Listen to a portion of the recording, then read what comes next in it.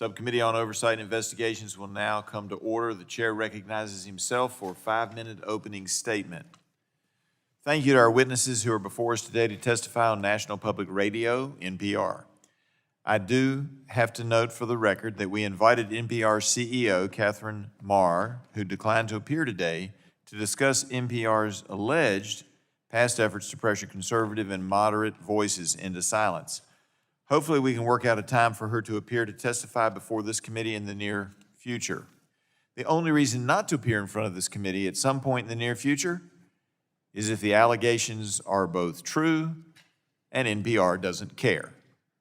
Last month, longtime NPR business editor Uri Berliner wrote an article published by conservative news website The Free Press accusing his then employer of having a, quote, absence of viewpoint diversity, end quote.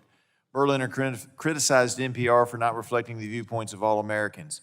Instead, Berliner wrote, NPR is, quote, the distilled worldview of a very small segment of the U.S. population, end quote, meaning the people clustered around the coastal cities and college towns.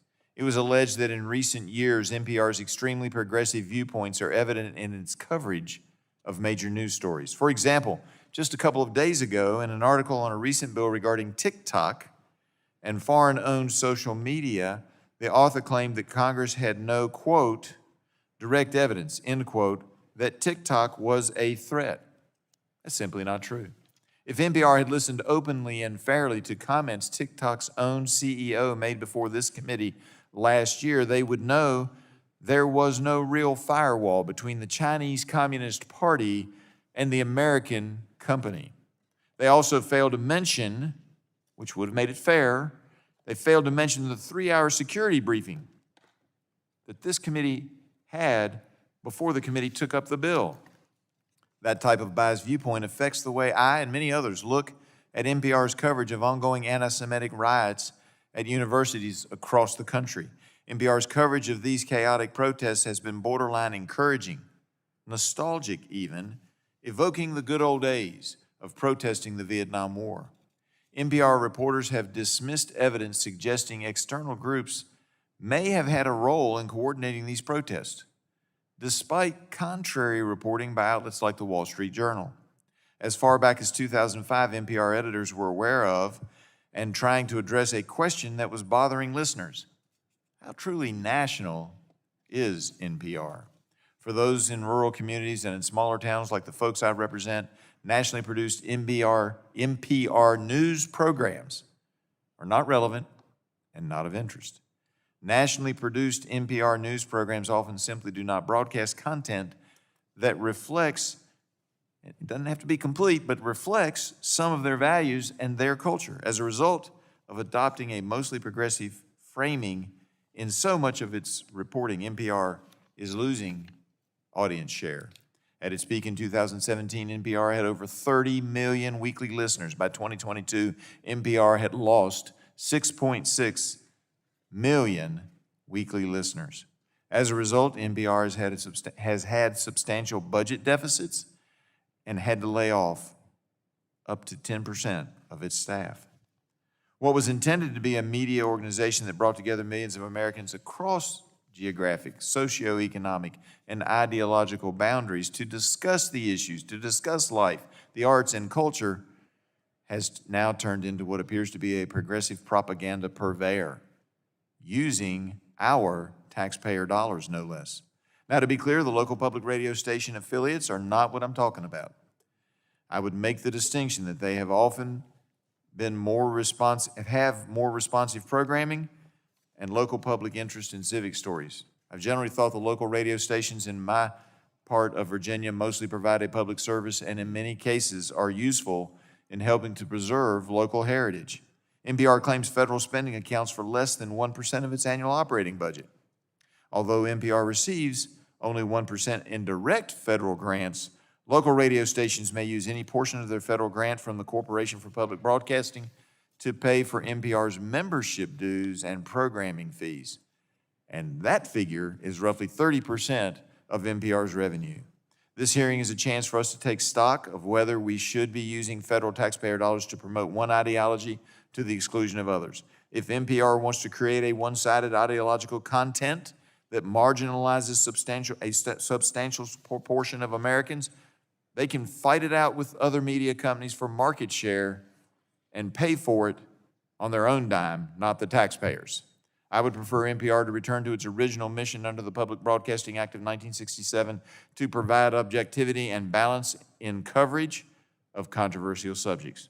To me, that means representing many different opinions in its news gathering.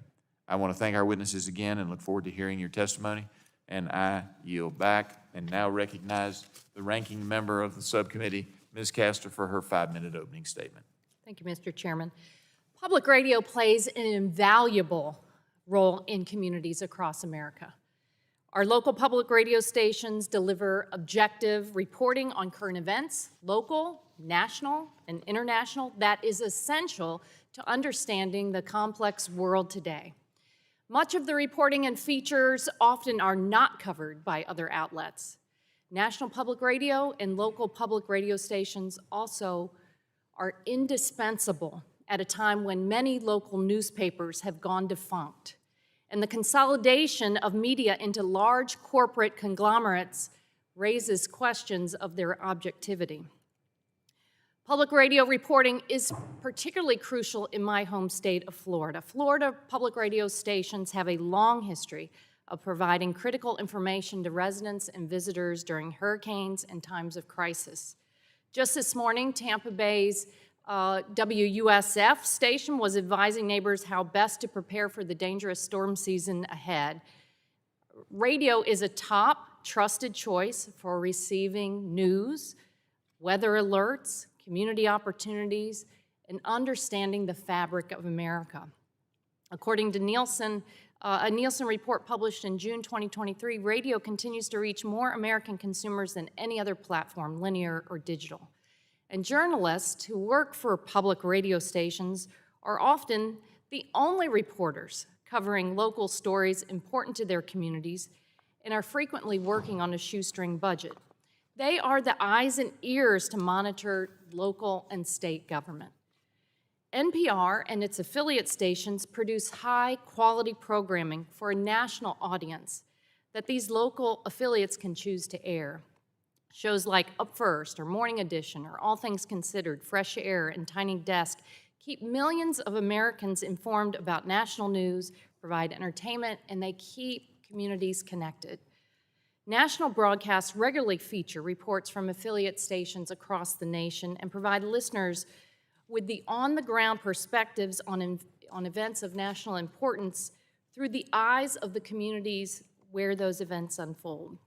I cannot help but think of the critical Off the Base series by public radio reporter Bobby O'Brien at WUSF back home. Off the Base told the stories of various active duty, retired military and family members to give the civilian community a better understanding of the challenges of military life during the wars in Iraq and Afghanistan. The public radio reports reached most of Central Florida, with many airing nationally during the wars, when the need for civilian understanding of the dynamics around military deployments and care at home was great. Bobby O'Brien told poignant stories of military families dealing with multiple deployments and how families at home dealt with their life when the service member was in harm's way and after they came home. Despite the clear benefits of public radio, committee Republicans have brought us here to discuss an alleged bias at NPR. Republicans say NPR is biased against conservatives, but what they point to are examples of objective journalism. Disagreeing with reporting does not mean the information is biased. Members may want to, instead, step outside of the right-wing echo chambers, which have routinely peddled lies and conspiracy theories. This Congress will unfortunately go down in history as the least productive in modern times. Shutdown threats, showdowns, wasted time and taxpayer dollars on witch hunts. A better use of time for this esteemed committee would be spent on asking why guns are the leading cause of death among American children, or finding out whether or not America is prepared for the next pandemic as the avian flu spreads among dairy herds, or how we build on the successes of the Inflation Reduction Act to lower health care and drug costs, or how we solve the costly climate crisis. The list goes on. The valuable time of this committee absolutely should not be spent on investigating the backgrounds of reporters. As one of our witnesses stated in his written testimony, threats to defund NPR based on any perceived failure to cover certain topics or imbalance of political representation in the newsroom strikes at the heart of journalistic freedom. Foreign adversaries like the Chinese Communist Party, Russia's Putin, or Iran's violent theocrats certainly enjoy it when American politicians undermine our own objective journalists. This committee should not do their dirty work for them. Instead, we need to invest in public broadcasting, NPR, and the Corporation for Public Broadcasting. Without federal support, many of the stations serving low-income communities and rural areas would be forced to shut down. Congress decided to invest in public radio more than 50 years ago, in part to serve as a lifeline for underserved communities. Even with a moderate increase in our investment in public broadcasting, it would allow public radio stations and NPR to produce the high-quality content millions of us turn to daily. A strong America depends on freedom of the press, and objective public radio stations should be celebrated in all corners of our country. I yield back. Gentlady yields back. Now recognize the chairwoman of the full committee, Ms. Rogers, for her 5-minute opening statement. Good morning, and thank you, Chairman Griffith. Since our founding, Americans have fiercely defended the First Amendment to the Constitution and the freedom of the press. As Thomas Jefferson once said, our liberty depends on the freedom of the press, and that cannot be limited without being lost. Every news outlet and network should be free to express viewpoints, even those I may disagree with. It is a fundamental principle under the First Amendment for news agencies to report on stories however they see fit. It is not, however, a fundamental principle for news organizations to receive public funding to express their viewpoint.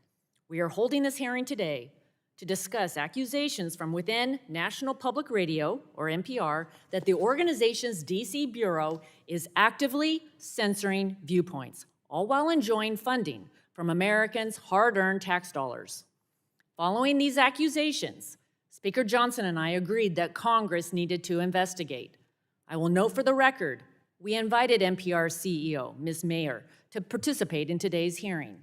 She declined to do so, stating that she needed more time to prepare and that she had a conflict with an NPR board meeting.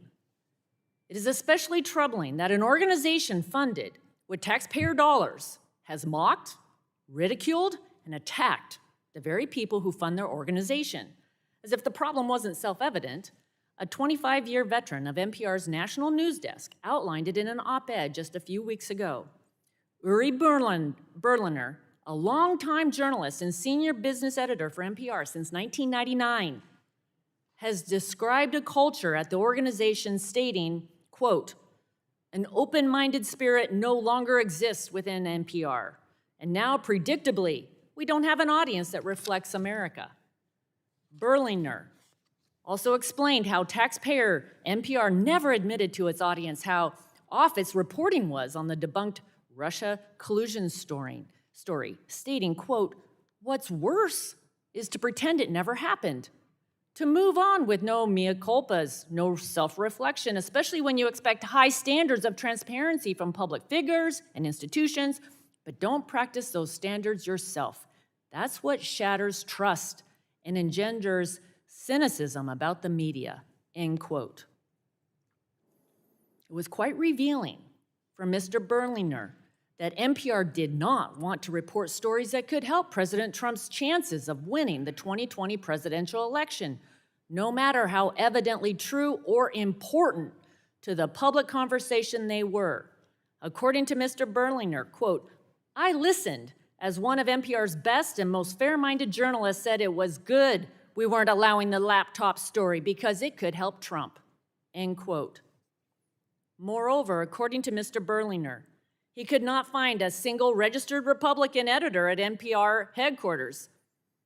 Since many journalists don't affiliate themselves politically so as to remain objective, this might not sound abnormal, except that Mr. Berliner was able to identify 87 editors in NPR's newsroom who were registered Democrats. Founding NPR board member Bill Siemering put into the original mission statement that NPR should, among other things, speak with many voices and many dialects. According to what we've learned from Mr. Berliner's insight, today's NPR has strayed from their core mission. When an entity that was created by Congress and that receives taxpayer funding strays from their core mission, there needs to be accountability and oversight. The Energy and Commerce Committee will fulfill its responsibility to investigate the allegations against NPR and take appropriate action based upon what we find. That process takes a step forward with today's hearing. I thank our panel of witnesses who will bring to the table a variety of viewpoints about the matter, and I look forward to the conversation. I yield back. Gentlewoman yields back. Now recognize the ranking member of the full committee, Mr. Pallone, for his 5-minute opening statement. Thank you, Mr. Chairman. This hearing is a complete waste of this committee's time. We're here today solely because Speaker Johnson sees NPR as an easy punching bag as he attempts to placate the most extreme right wing of his party, and he directed the Republican committee leadership to hold this hearing. It's deeply disappointing that the majority has agreed to play along by attacking NPR and, in a very disturbing turn, demanding that it disclose the political affiliations of its employees and board members. These are the same tactics employed during the dark days of McCarthyism. I had hoped that that was over.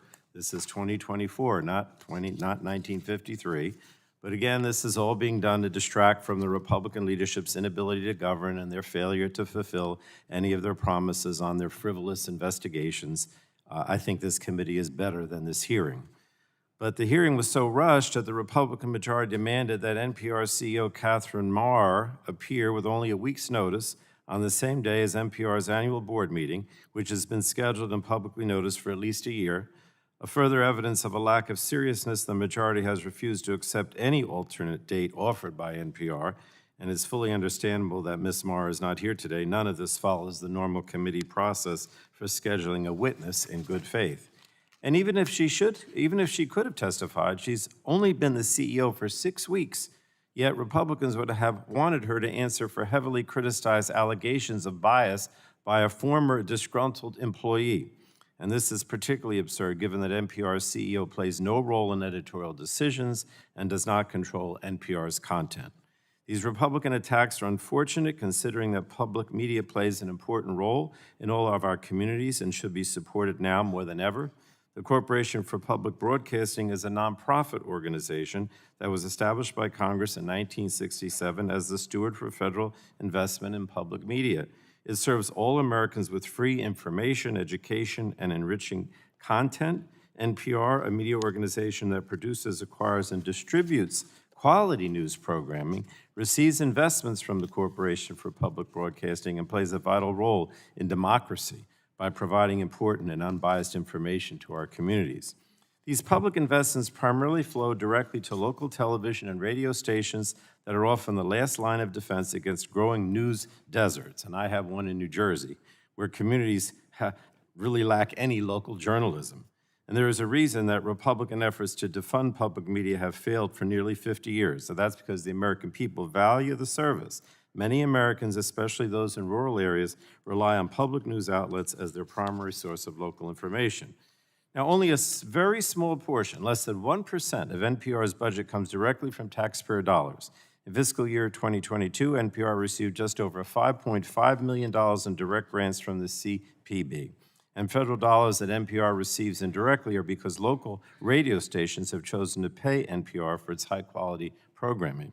If Republicans were truly concerned about journalism and editorial integrity, they would have to recognize that it is actually the vast landscape of right-wing media organizations that have a long history of peddling misinformation, disinformation, promoting partisan agendas, and sowing fear and division.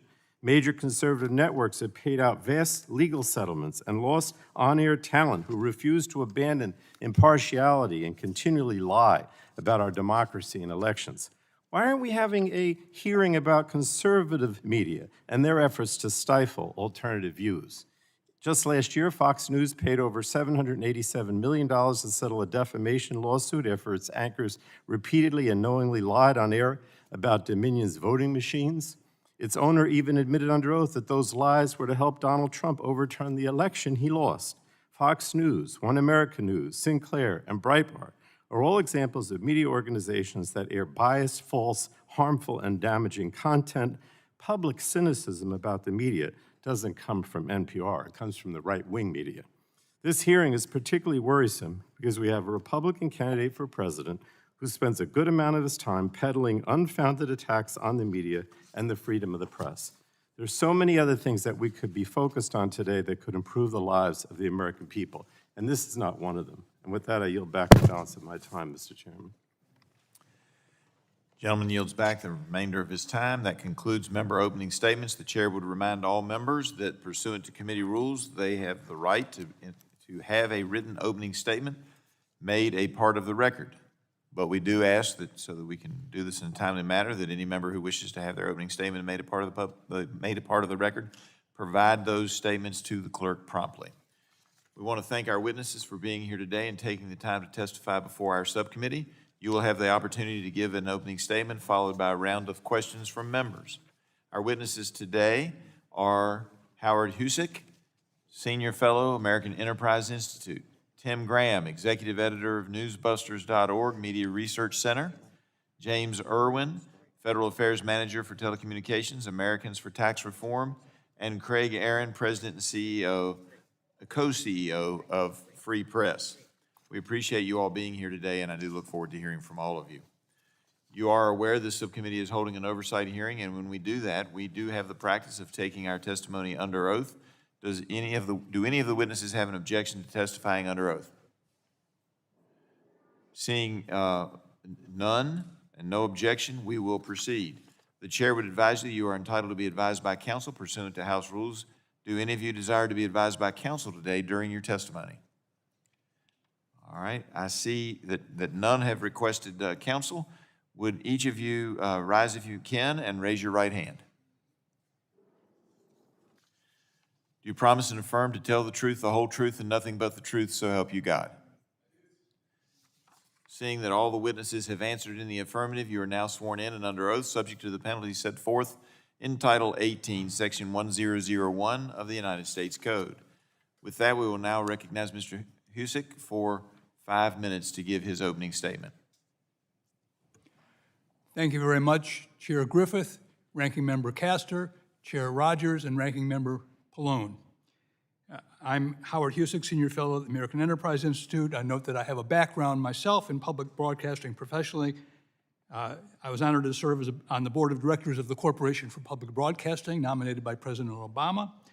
I was also a documentary film producer at Boston Public Broadcaster WGBH, where I also served as a reporter and manager for a nightly public television news program. I begin my testimony with a reminder of where public broadcasting began, with the Public Broadcasting Act of 1967. Of a particular relevance to the current situation in NPR is the mandate from Subpart D, Section 396.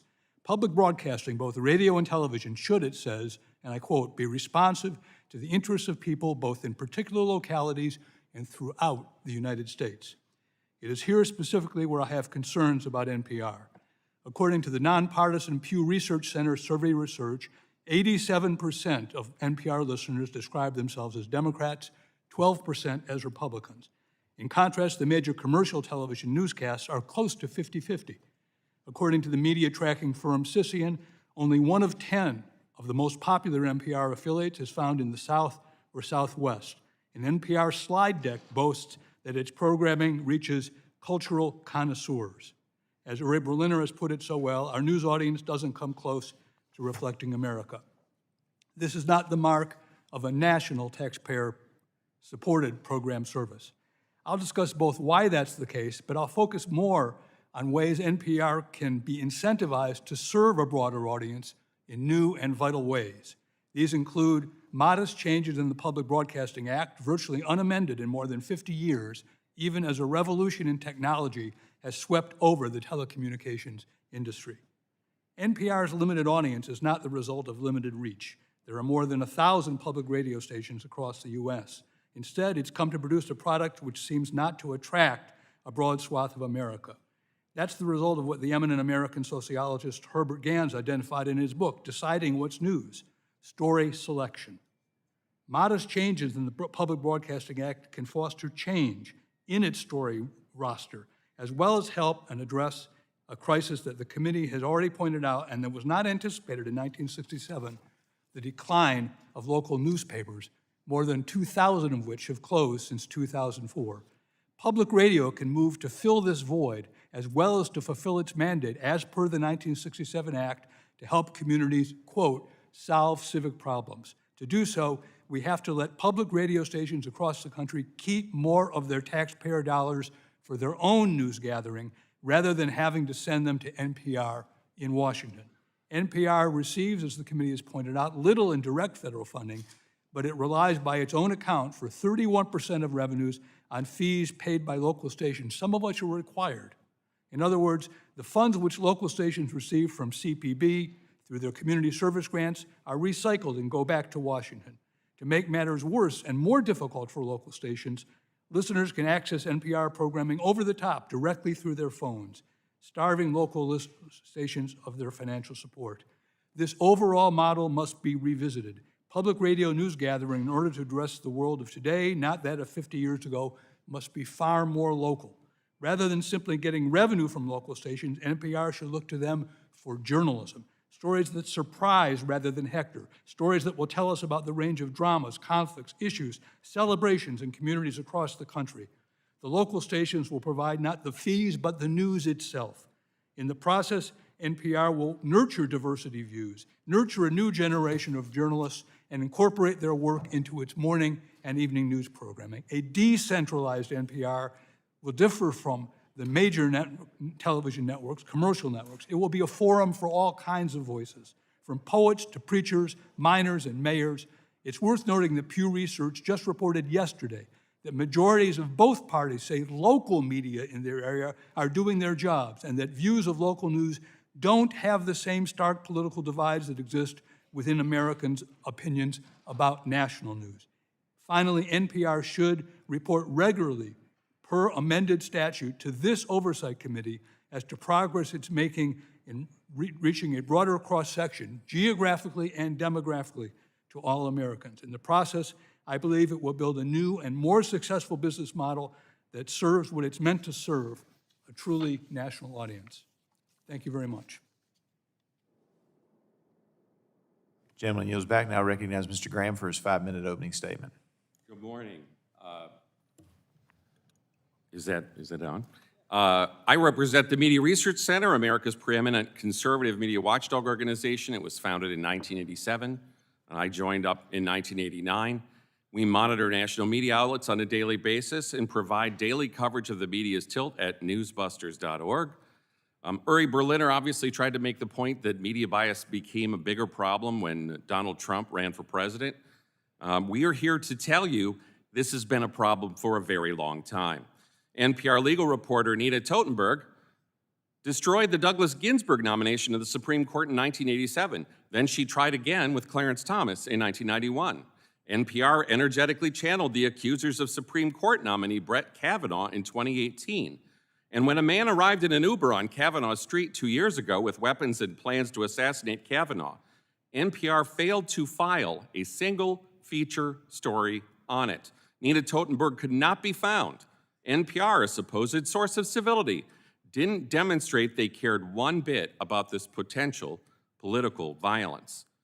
But in March, between Morning Edition and Fresh Air, Kavanaugh's accuser, Christine Blasey Ford, was granted an hour of taxpayer-funded airtime to reproduce her unproven charges of teenage sexual assault. Now, most of us, what we remember best, as has been mentioned, the Exhibit A here of NPR's bias is the New York Post series on Hunter Biden's laptop in October of 2020. Most of the so-called mainstream media tried to dismiss this story falsely as Russian disinformation, but NPR stood out. NPR's so-called public editor, Kelly McBride, quoted Terrence Samuel, NPR's managing editor for news. He said, "We don't want to waste our time on stories that are not really stories. And we don't want to waste the listeners' and readers' time on stories that are just pure distractions." He dismissed the New York Post stories as a politically driven event. That's interesting, since you could argue Nina Totenberg's hostile reporting on Supreme Court nominees certainly created some politically driven events. Instead of seeking to investigate the Biden family's influence peddling before the 2020 election, NPR's Morning Edition broadcast a story titled "Experts Say Attack on Hunter Biden's Addiction Deepens Stigma for Millions." There wasn't one word in it about Hunter Biden's business practice involving his father, which was the point of the Post stories. This pattern continues today. When the House Oversight Committee had a hearing in March where Hunter Biden was supposed to appear, NPR's so-called All Things Considered wouldn't consider a feature story on it. NPR covered the Pelosi-picked panel, the House January 6th committee, live for every single minute, and then it couldn't do a 2-minute story on the Biden impeachment inquiry. Instead, NPR's homepage was topped the next morning by their hot story, "New details on Rupert Murdoch's British phone hacking scandal of 2011. NPR's website did have a Biden mention. White House reporter Deepa Shivaram had a TikTok-like video shoot on how President Biden grabbed a trendy boba tea in Las Vegas under the headline, "Food stops can tell you a lot about a campaign." NPR, that network of civility, also has encouraged chaos and disorder in our society. In 2020, NPR's blog Code Switch, with the slogan "Race in Your Face," promoted a new book titled "In Defense of Looting."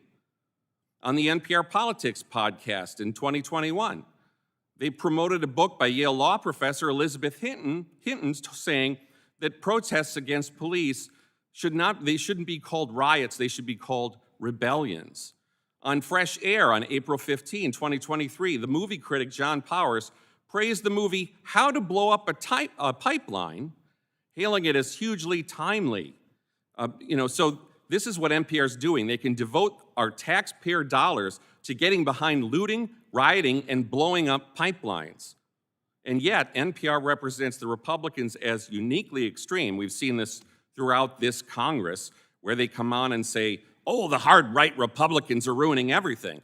They were doing this morning, discussing Ms. Taylor Greene, but they have had several sappy interviews with Hakeem Jeffries.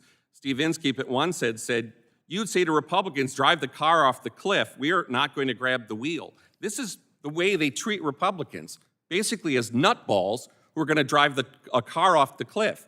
You might understand that's why we might get a little upset. Thank you. Gentleman yields back. Now recognize Mr. Irwin for his 5-minute opening statement. Chairman Griffith, Ranking Member Castor, Vice Chair Lesko, Chair McMorris-Rogers, and Ranking Member Pallone, members of the committee, it is an honor to testify before you today, especially as a former staffer from the other place. It's a shame Ms. Mara couldn't join us today. Normally, a CEO refusing to meet with her funders would have her funding pulled, but we'll see. ATR is Americans for Tax Reform. The organization I represent is one of the leading taxpayer watchdogs of uses of taxpayer money, and we have taken an interest in how public broadcasting has been subsidized by the taxpayer directly. Others have spoken already about the political issues of national public radio, the ideological capture, the fact it no longer represents the American people, if it ever did. But my testimony will take a step back and focus on another problem with continuing to fund NPR. Namely, if all the issues mentioned here today are solved, if NPR was the most neutral, fair media outlet with no ulterior motives, it is still not the role of the federal government to run a radio station. It will not do simply to clean up NPR's current practices because state-funded media in principle undermines a free press. It is unfair to NPR's competitors who do not get federal subsidies, and because NPR is dishonest with the public, as has been mentioned, in its accounting practices. And I say this as someone with very fond childhood memories of NPR. I wouldn't trade the Saturdays I spent listening to Car Talk with my dad while driving to the dump for anything. But when I grew up and began to pay taxes, against my will, to this radio station I hardly listened to anymore, I began to wonder why this was necessary, especially as it replaced the Boston-accented guffaws of auto mechanics with the self-serious whispers of hysterical Marxists that think bird names are racist.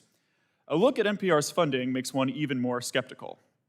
State-funded media, in general, has no place in a free society. NPR is incapable of objective news coverage precisely because they receive taxpayer funds. No media outlet is immune from influence from their paymasters.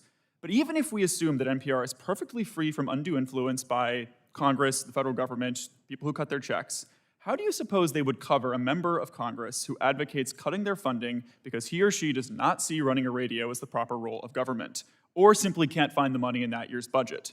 On public broadcasting funding and other issues, can such an elected official ever expect fair treatment from NPR in the future? State-funded media is ultimately corrosive to our socio-political fabric and ought to be anathema to a free society. It is, in short, a threat to democracy.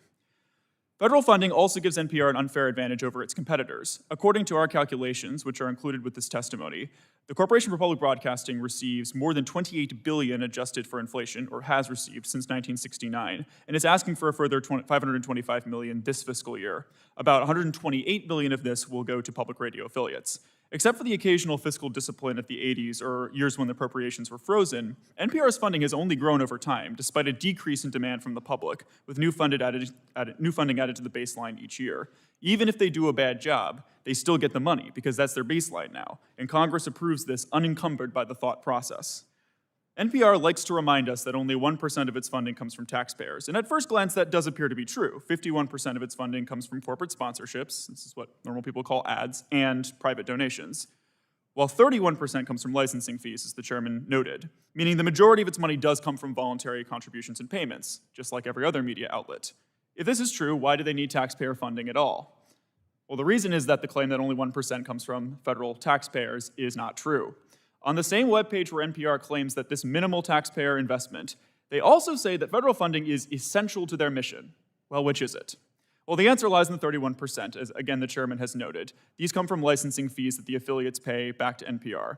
NPR, according to the latest audit from 2022, received $93 million in revenues from these stations, which would account for 73% of this year's requested CPP grants to affiliates of the $128 million.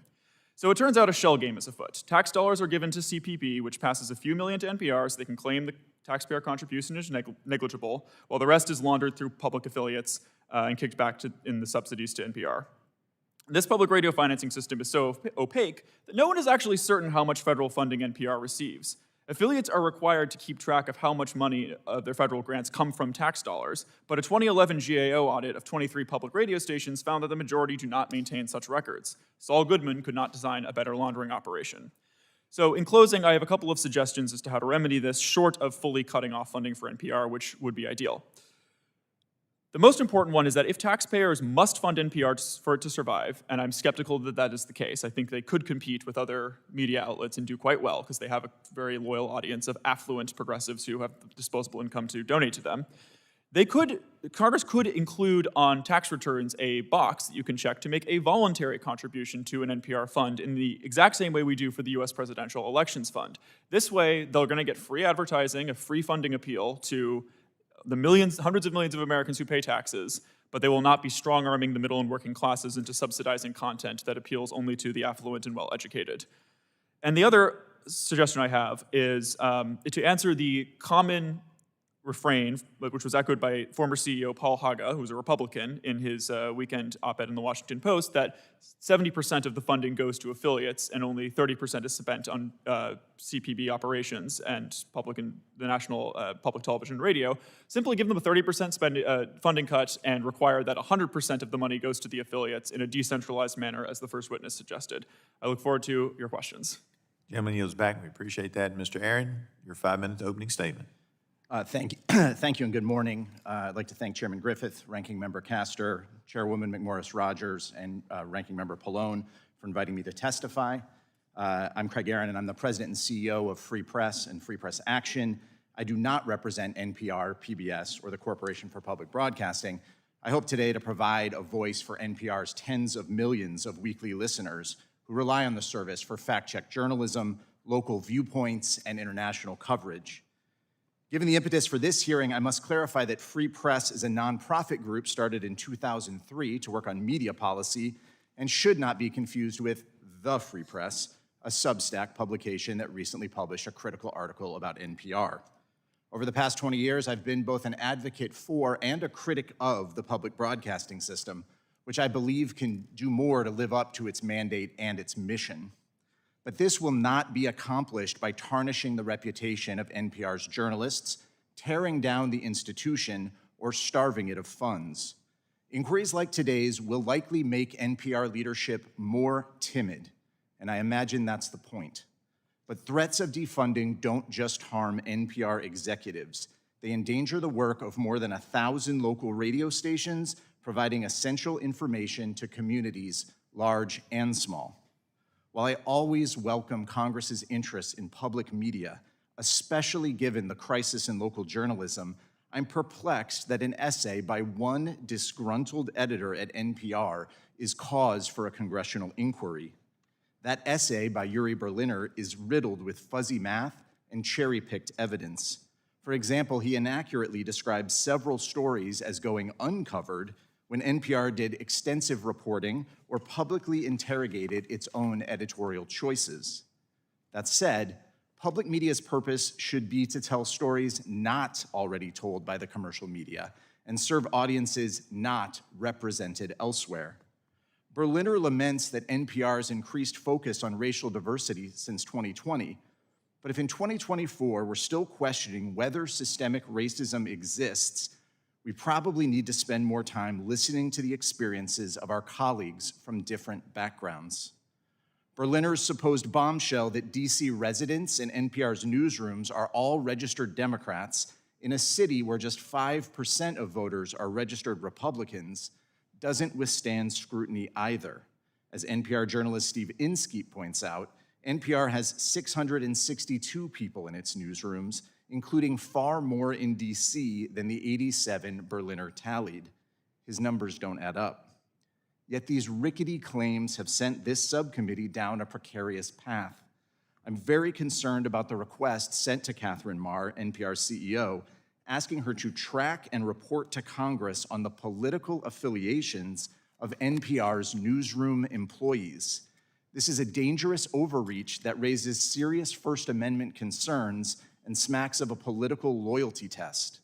While Congress has a role in overseeing the operations and financial management of NPR, threats to defund it based on the perceived failure to cover certain topics or hire certain people strike at the heart of journalistic freedom. There must be a firewall between NPR executives and the newsroom. NPR's new CEO may have once volunteered for a Biden campaign. The head of the Corporation for Public Broadcasting used to co-chair the Republican National Committee. Neither is, nor should be, involved in editorial decisions. Berliner insists he does not want NPR defunded, but his complaints have been seized upon by those who would seek to defang or destroy public media. This is just the latest chapter in a long history of attacking NPR personnel on trumped-up charges of bias. Today, we have an opportunity instead to talk about how to rebuild and expand the public media system to meet the real needs of local communities, and we can find common ground. Mr. Husock and I, for instance, agree that NPR should not be defunded, but we should be spending more resources in support of local journalism to replant news deserts. Common ground can exist in Congress, too. I imagine many members here remember a time when there were multiple local outlets covering your campaigns and accomplishments and actually telling people back home what you do in Washington. A renewed and vibrant public media system focused on local voices is possible, but it requires a different approach, one that builds on public media's founding purpose, to quote President Johnson, to use the public airwaves, which belong to all the people, for the enlightenment of all the people. Thank you.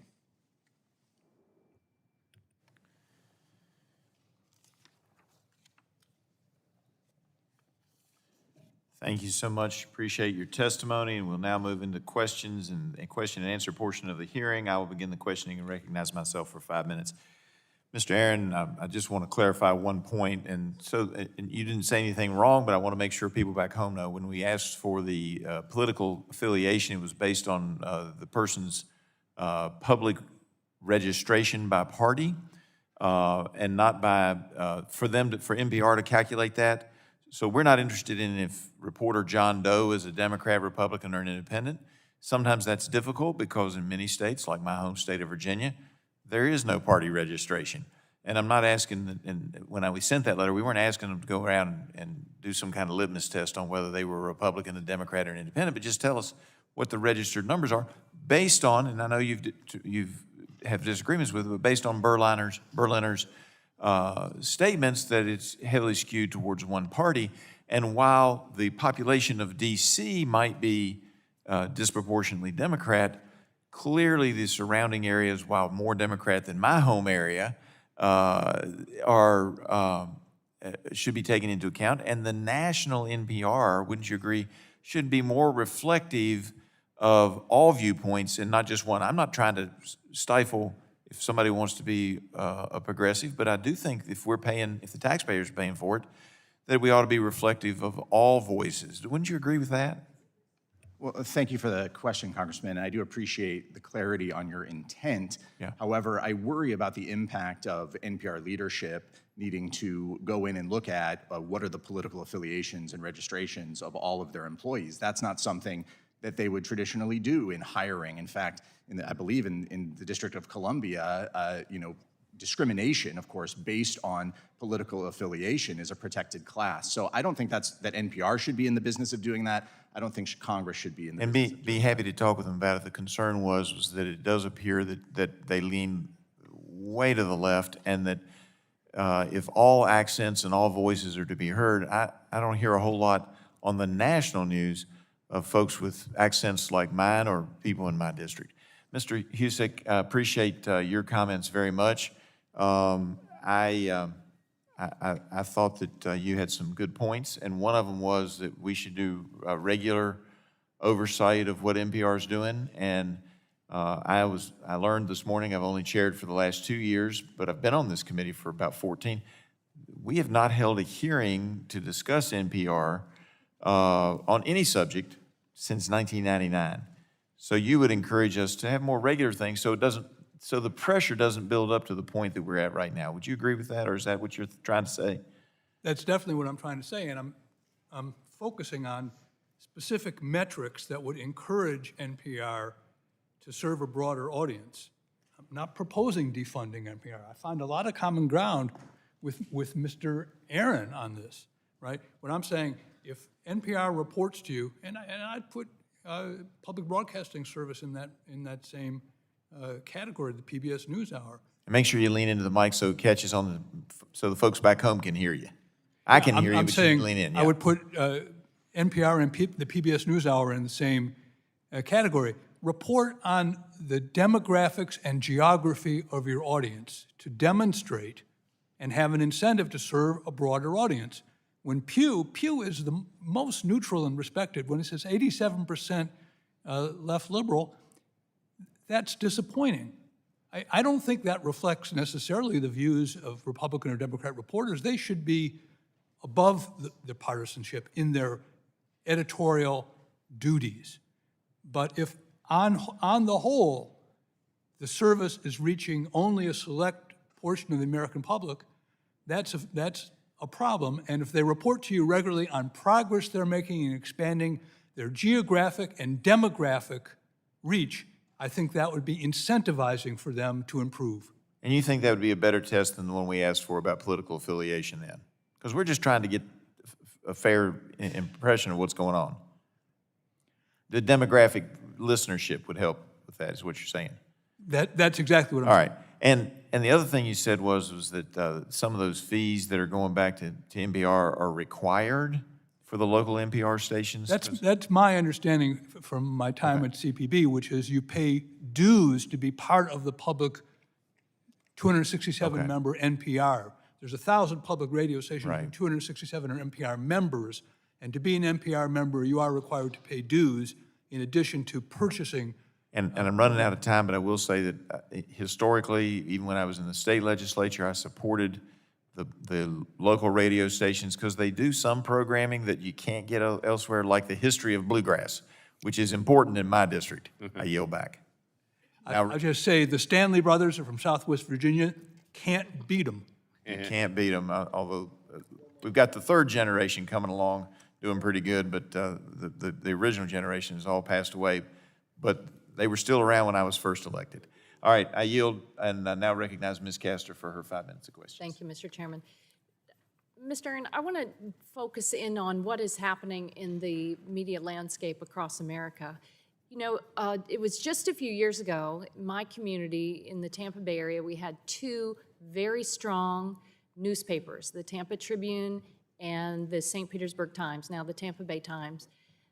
Just a few years later, the Tribune is gone. The Times only prints 2 days a week. It won numerous Pulitzer Prizes, as did the Tribune, but it's kind of a shadow of its former self. And I worry desperately about the ability of people to be informed about what's happening in their community. What has happened with the demise of newspapers, and why has that happened in America? Thank you so much. I appreciate the question. I do agree with you, and I think you have reason to be concerned. As Mr. Husock mentioned in his testimony, we've lost some 2,000 newspapers, and over the last decades, tens of thousands of working reporters who were the ones out there on the beat, going to the school board meetings, going to the city council meetings, telling people what was happening. And of course, that benefits the readers of these publications, but it also benefits the whole community. Once the news is out there, it's a public good. People can say, hey, did you hear what the mayor did? Did you hear about this corruption scandal? And we've seen that when we lose those local outlets, we lose awareness of what's happening close to home and what's happening here in Washington as well. There used to be a lot of reporters paying attention to what the local delegation did, what was going to be brought home. When that disappears, corruption increases. When that disappears, it's harder to bring money home to districts. People don't even know what's happening. So I think there are concerns across the country about this decimation and decline of local news. And from a public policy perspective, we have to ask ourselves, what's going to fill in the gaps? The market isn't providing that local news, and we have to look for what are the non-commercial additions or alternatives that could support that. I think public media could and should and does in many communities play that role, but it could play a bigger role in supporting that kind of local coverage that really describes what's happening in local committees and make sure those reporters are there. That's why I worry about these threats for defunding, because in many places, these public radio stations, they are the newsroom. They are the 6 or 7 reporters trying to cover a whole locality. You lose that, and then nobody has any idea what's going on. And a lot of the advertising revenue that supported local newspapers has now gone where?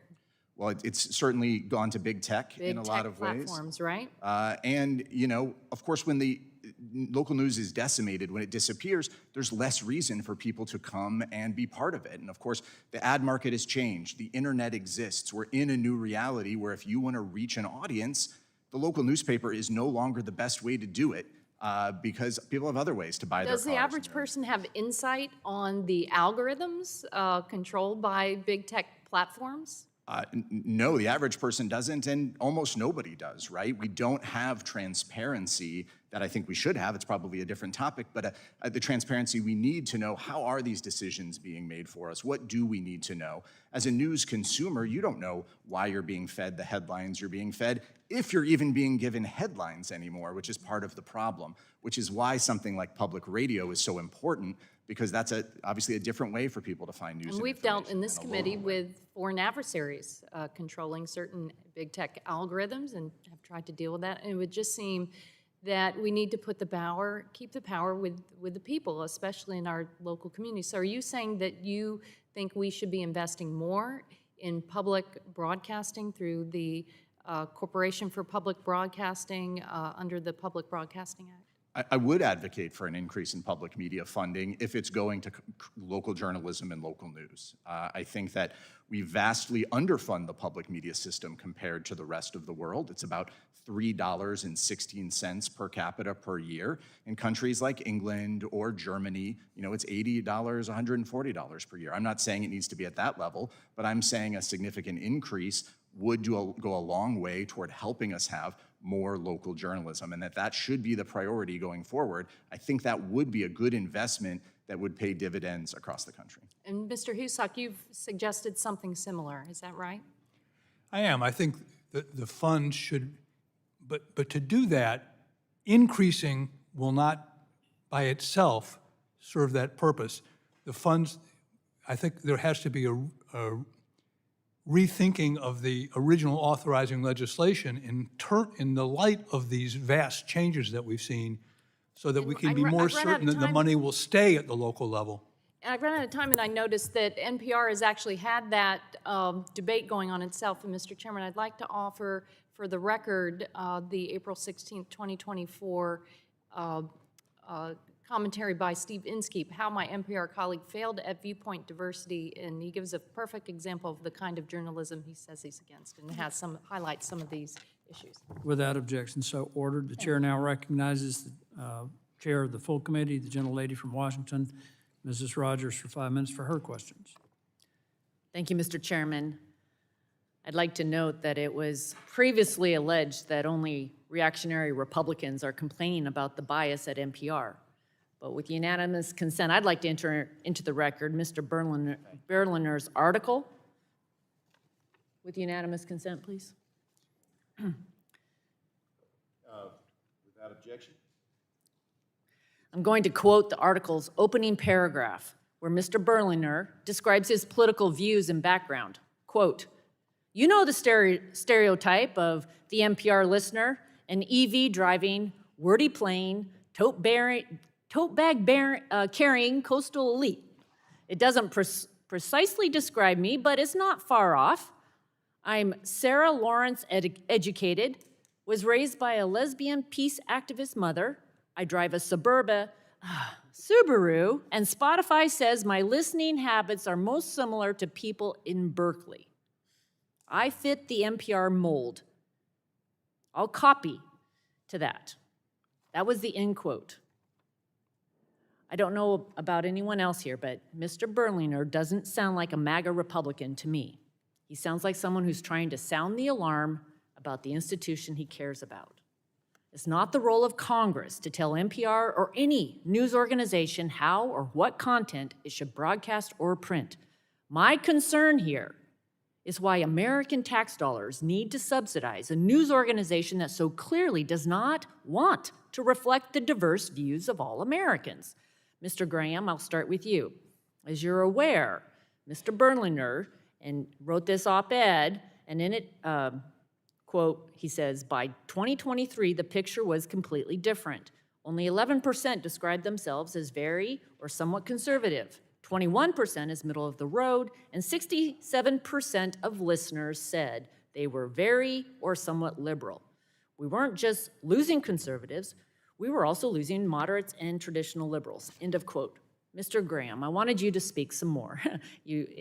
Build on your testimony about how NPR has changed over the years, and if you believe that it caters only to a select audience, and just what examples you might give from the past 5 years where you believe NPR has unfairly covered Republicans. Thank you. The idea that Uri Berliner said I counted 87 Democrats and 0 Republicans, to me, the 87 isn't what matters. It's the 0. Why isn't there 1? Why isn't there 2? You know, Pat Corton used to work at WTOP here in D.C., and the question was always, he was the one Republican in the newsroom. And what that meant was that sometimes when people were doing stories, they would actually ask the Republican in the newsroom, let me check on this so I don't go off the rails. There's nobody inside the NPR newsroom, as far as we can tell, maybe it was Uri Berliner, who would stop NPR from going off the rails. You know, but what happens is, for example, White House reporter Tamara Keith at NPR goes on the PBS NewsHour. She says what's happening in the House is a reflection of a broader divide in the Republican Party, where there's maybe like 20% or 30% of Republicans who don't want to burn it all down. Does the Republicans here in the Congress think they want to burn it all down? That's part of the point. You know, you can say, well, I don't want to regulate the content, that's not my role. But on some level, this is an undemocratic public radio system that shuts out the viewpoints of people that aren't the regular audience. I am the regular audience. I listen to national public radio in my car. You know, I get upset listening to it. Then I go in and I write about it. I may be the weird guy that actually listens to NPR.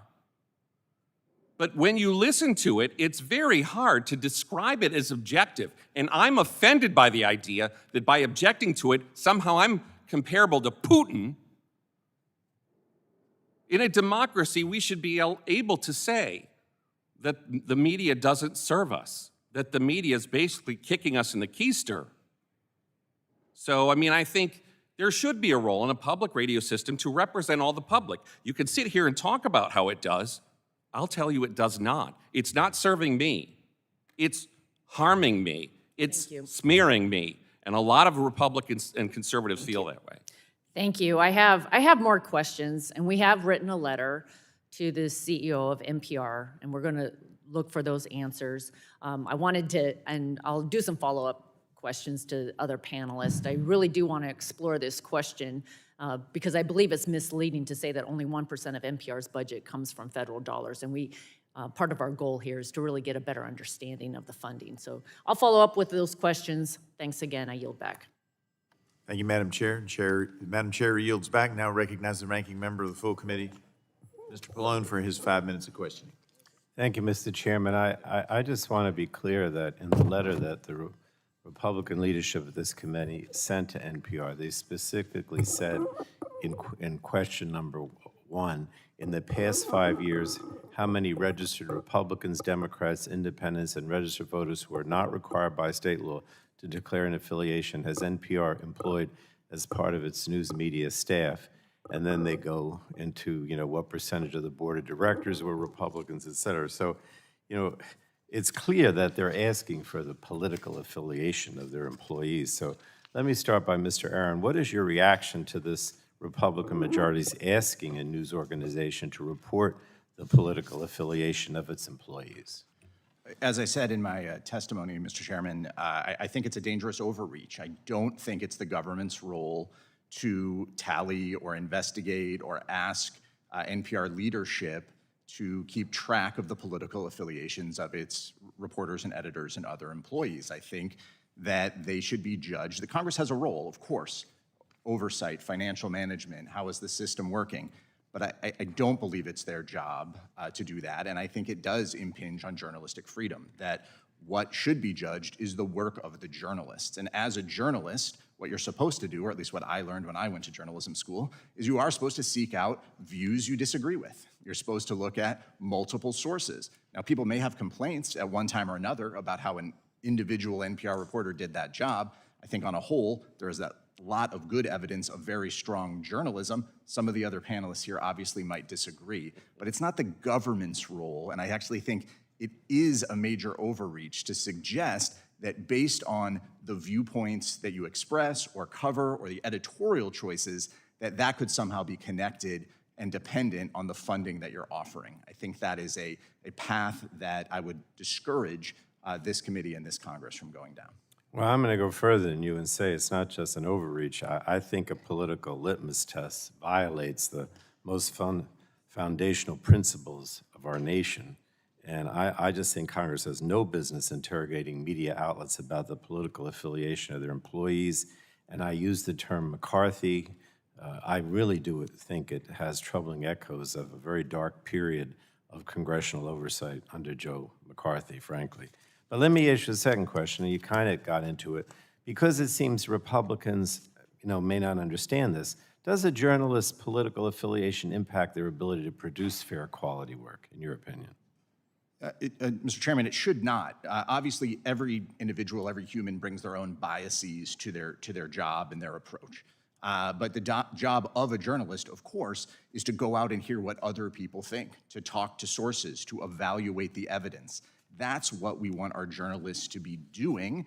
And then, that's put out into the marketplace of ideas, and we can get all the different perspectives. So that's why that shouldn't be the starting point any more than I think this committee should go ask Fox News or Sinclair or Nexstar to tell us the political affiliation of the journalists working in those newsrooms. We should look at the journalism they produce, the questions they ask, the stories they choose as viewers. If we don't like it, there are plenty of avenues to register that complaint. There are public editors, there are letters, there are comments. There are, of course, other media outlets covering many of these stories. But what's not appropriate is for Congress to say, when we don't like what this radio station is doing, and now we're going to come in and cut the funding. That's crossing a line. Don't you, I also worry what happens in a democratic society when a political body like Congress tries to intimidate journalists because of their political beliefs. If you ask whether or not you have so many Democrats or Republicans and what your affiliation, and that goes back to the McCarthyism. I mean, what happens when Congress or a political body tries to intimidate journalists or says, what your political beliefs are? Do you see that as I do see it as a problem. Of course, I wish the journalists, the NPR leadership would push back and fight back here, but what happens and what's happened over a long period of time is these kind of inquiries, these kind of pressure, the working of the refs, it makes journalists more timid, more cautious, more unwilling to ask hard questions. That's what I worry about, that it makes them harder for them to do their job. And what we've seen, what also happens when we dismiss, threaten, describe the work of journalists in these really harsh terms, is it also endangers journalists. We've seen political events where leaders turn and point out the journalists in the audience so everyone can yell at them and boo them when they're just there trying to report on what's happening. I worry very much about that because we benefit when we have reporters out there from public media, from commercial media, from across the political spectrum, able to do their jobs, ask the tough questions, report on what's going on. That's what we want them doing, reporting. Any effort to interfere or try to guess at their political affiliation or assume that people of different political affiliation can't ask hard questions, I think that does a great disservice. Thank you. Thank you, Mr. Chairman. Gentleman yields back. Now recognize the chair of the Energy Subcommittee, Mr. Duncan, for his 5 minutes of questions. Thank you, Mr. Chairman. I used to drive 65,000 miles a year in my truck. And like Mr. Graham, I used to listen to NPR a good bit. In fact, I enjoyed All Things Considered. But unfortunately, all things aren't considered now. The ranking member of the subcommittee used the words objective reporting, but there's nothing objective about NPR now. If it was truly objective, we wouldn't even be here today. But we do have a responsibility to conduct oversight on how U.S. tax dollars are spent by government agencies, regardless what the agency is. And I really do wish that NPR's new left-wing CEO would have had the fortitude to show up today, but no such luck, I guess.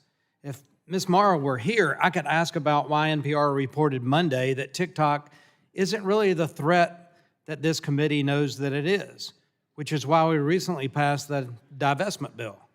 Forbes got that story right, since it was their own journalist that discovered TikTok was spying on them, while NPR's reporting says there's no evidence of TikTok's espionage activities. Forbes journalists didn't need federal subsidies to get their reporting right.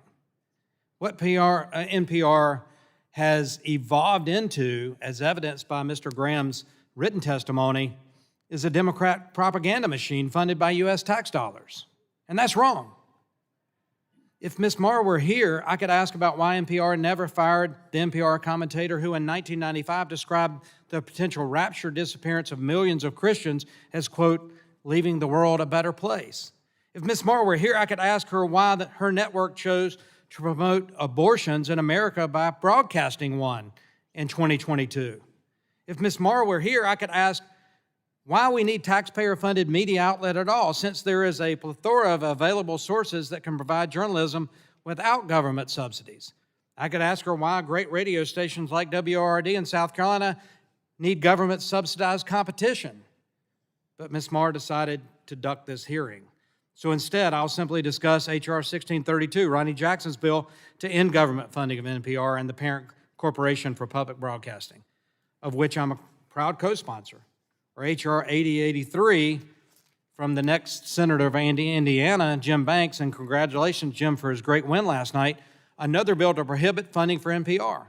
And I'm a proud co-sponsor of that one too. Or H.R. 8091 to prevent government funding for NPR or any other radio content from my friend, Chair of the House Freedom Caucus, Bob Good of Virginia. I'm a co-sponsor of that one too. We shouldn't be funding a propaganda machine, which is what NPR has evolved into. The Constitution lays out 17 enumerated powers for this government. Providing state media isn't one of them. NPR and PBS have become American Pravda. a reliable mouthpiece for the liberal bureaucracy and their left-wing enablers. It's time to restore some sanity to this government by eliminating NPR's federal boondoggle. If the public wishes to support so-called public broadcasting, they can still choose to send their own hard-earned money rather than have us tax them to do it. I hope this committee will look at ending NPR and CPB, and that our friends on the Appropriations Committee will stop cutting them checks. Just a couple examples. They didn't want to report on the Hunter Biden laptop story. In fact, they tried to poo-poo that and say it was Russian propaganda, and we now know that was all reported by this propaganda machine to influence an election. NPR should not be there to influence elections in this country. NPR should be there to inform the general public on the threats to Americans' liberty and freedom, true reporting on storms that are going on, emergency broadcast, information that the public needs, not that NPR wants them to hear or see. That's not the role. And so, Mr. Chairman, thanks for holding this valuable hearing. And I look forward to the work this Congress should be doing on this important issue. And with that, I yield back.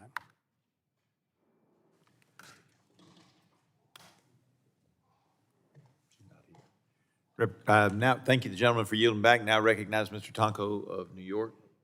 All right, now recognize Mr. Ruiz of California for 5 minutes of questioning. Thank you, Mr. Chairman. I proudly represent California's 25th Congressional District, a district informed by many local media outlets and journalists. Local broadcasters positively contribute to the lives of millions of Americans every day, providing objective information that allows the public to hold its government accountable. Most Americans agree that local news organizations get it right. They report the news accurately, cover the most important stories, are transparent, and keep an eye on local political leaders. According to a Pew Research report released yesterday, 85% of Americans affirmed the significance of local news outlets in fostering the welfare of their community. For many, a public broadcast serves as their initial source of weather forecasts, traffic updates, local election updates, and community event notifications each morning. And therefore, safeguarding the accessibility and caliber of local news remains paramount. Mr. Husock, in your testimony, you speak of the importance of local journalism. In your perspective, what effect does local journalism have on public engagement and trust with the media? Well, there's been significant research by the Medill School at Northwestern on public participation in local institutions as a result of having regular, routine coverage of city council meetings, school boards. That's the kind of coverage we need on public radio. My concern is that's getting crowded out by the need of local stations to send their money to Washington. And so a more balanced approach to the funding stream would allow those local stations to be the reporter at the school board, to be the reporter at the city council, at the zoning board, at the water and sewer commission. Husock, thank you. The Pew report also found that 63% of Americans express confidence in the financial stability of their local news outlets, yet recent revelations suggest otherwise. Mr. Aaron, can you describe the challenges local news organizations face, especially regarding their finances? Yes, thank you, Congressman. I think that result you cite is very concerning because it shows that most Americans don't really know what a precarious state the finances of local news is in, including public broadcasting. Most Americans assume we actually spend far more than we actually do on the public broadcasting system, and they're happy with it. They say that that's a good use of taxpayer money. In fact, I think there was a survey that said it was second only to the national defense in terms of things taxpayers thought that was a good use of federal funds. But of course, it's a pittance compared to what's needed.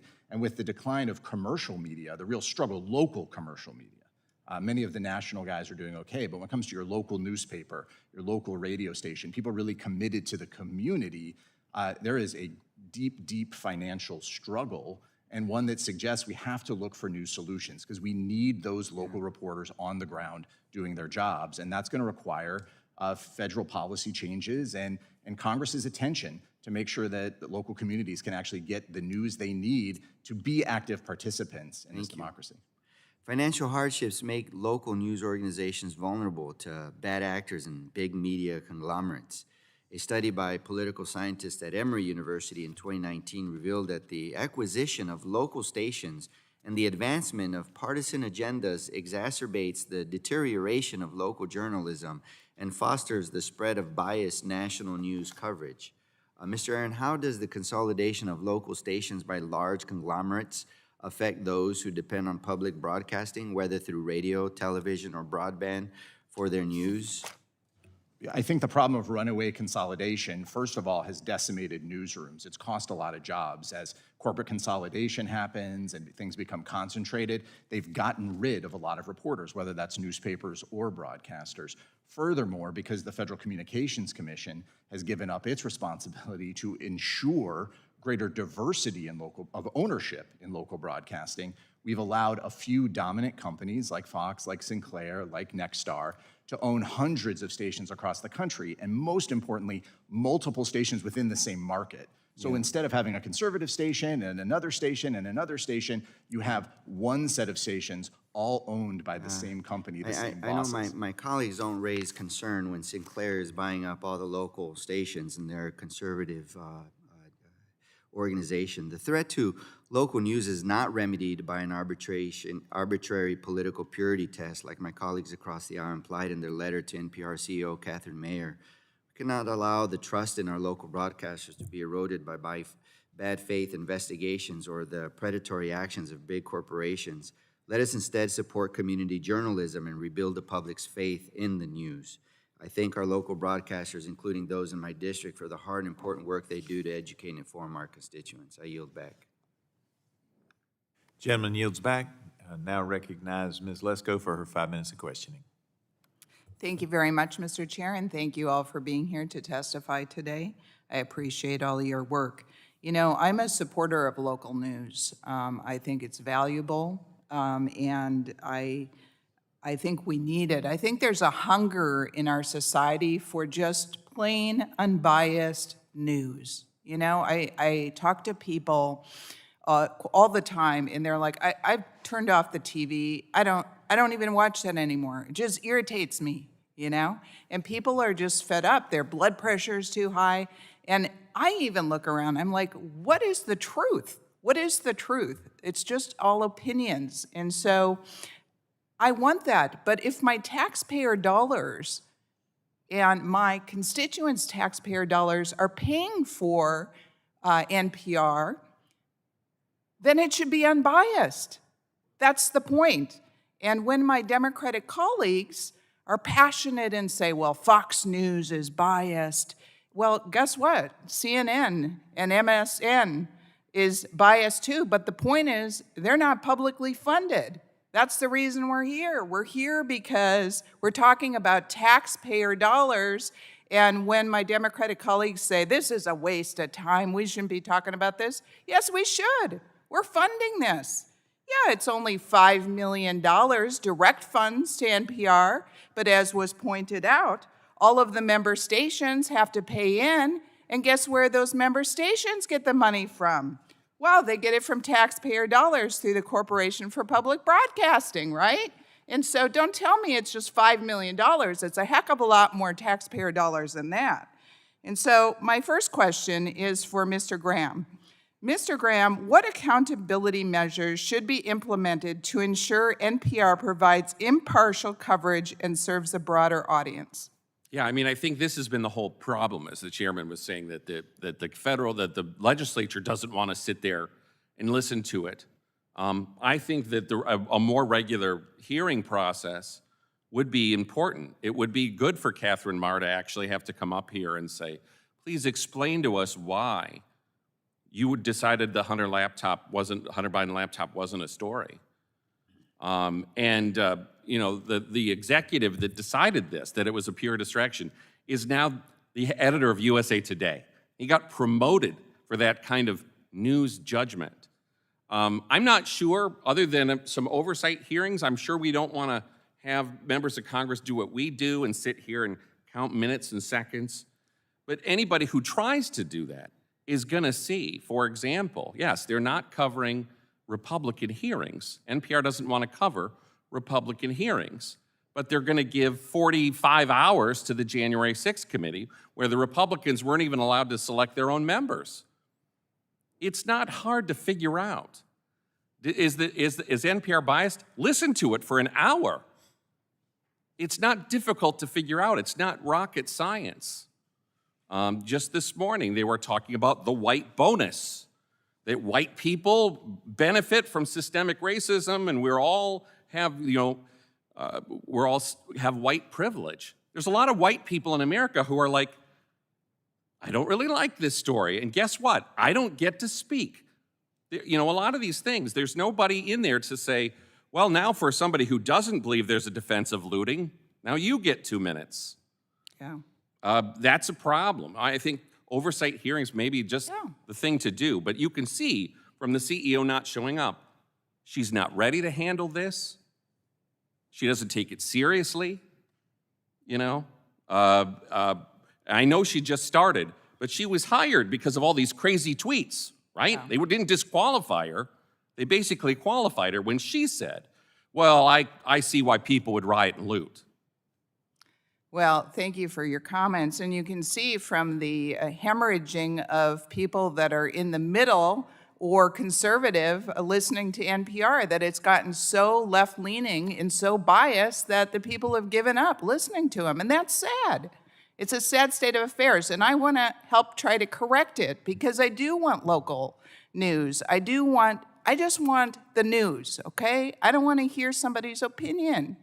And so, Mr. Irwin, you're with the Taxpayer Union, is that? Americans for Tax Reform. Oh, thank you, I'm sorry.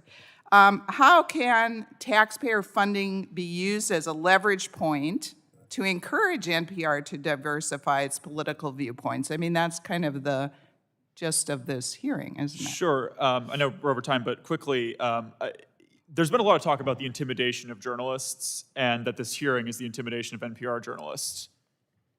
There's some truth to that. You know why? Because it's federally funded, and this committee has leverage over the news coverage that NPR is going to be capable of producing. That is wrong in a free society. In a democracy, you do not have state media. That is a dystopian, totalitarian, Iron Curtain style system. But what can be done to reform? I think that these other two witnesses have mentioned some great suggestions.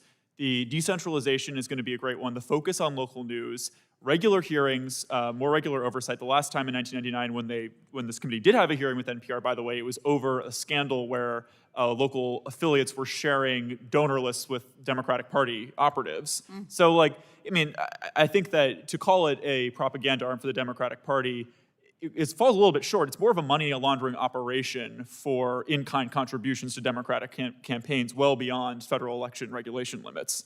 But I think our suggestion is simply take away the money and make it a voluntary contribution that you can check on your tax form if you would like, and the disproportionately affluent people who do pay taxes will be able to make a contribution. Thank you, and I yield back. Thank the gentlelady for yielding back. Now recognize Ms. Seguette of Colorado for 5 minutes of questioning. Thank you, Mr. Chairman. Mr. Chairman, I've been on this subcommittee for 28 years now. I've been the chair of this subcommittee, been the ranking member of this subcommittee.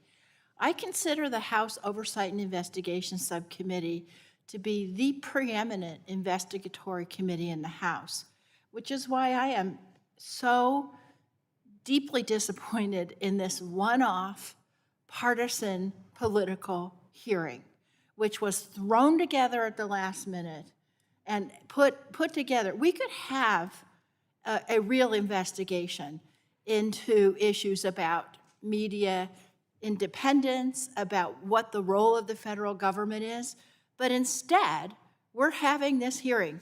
I apologize I had to leave for a few minutes.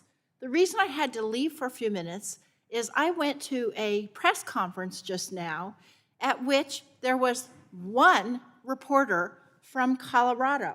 And the one reporter from Colorado was from Colorado Public Radio, which happens to be the only media outlet from the state of Colorado that has a Washington bureau. She doesn't just cover me, she covers everybody else in my delegation, which includes our two senators, John Hickenlooper and Michael Bennett. It includes Lauren Boebert.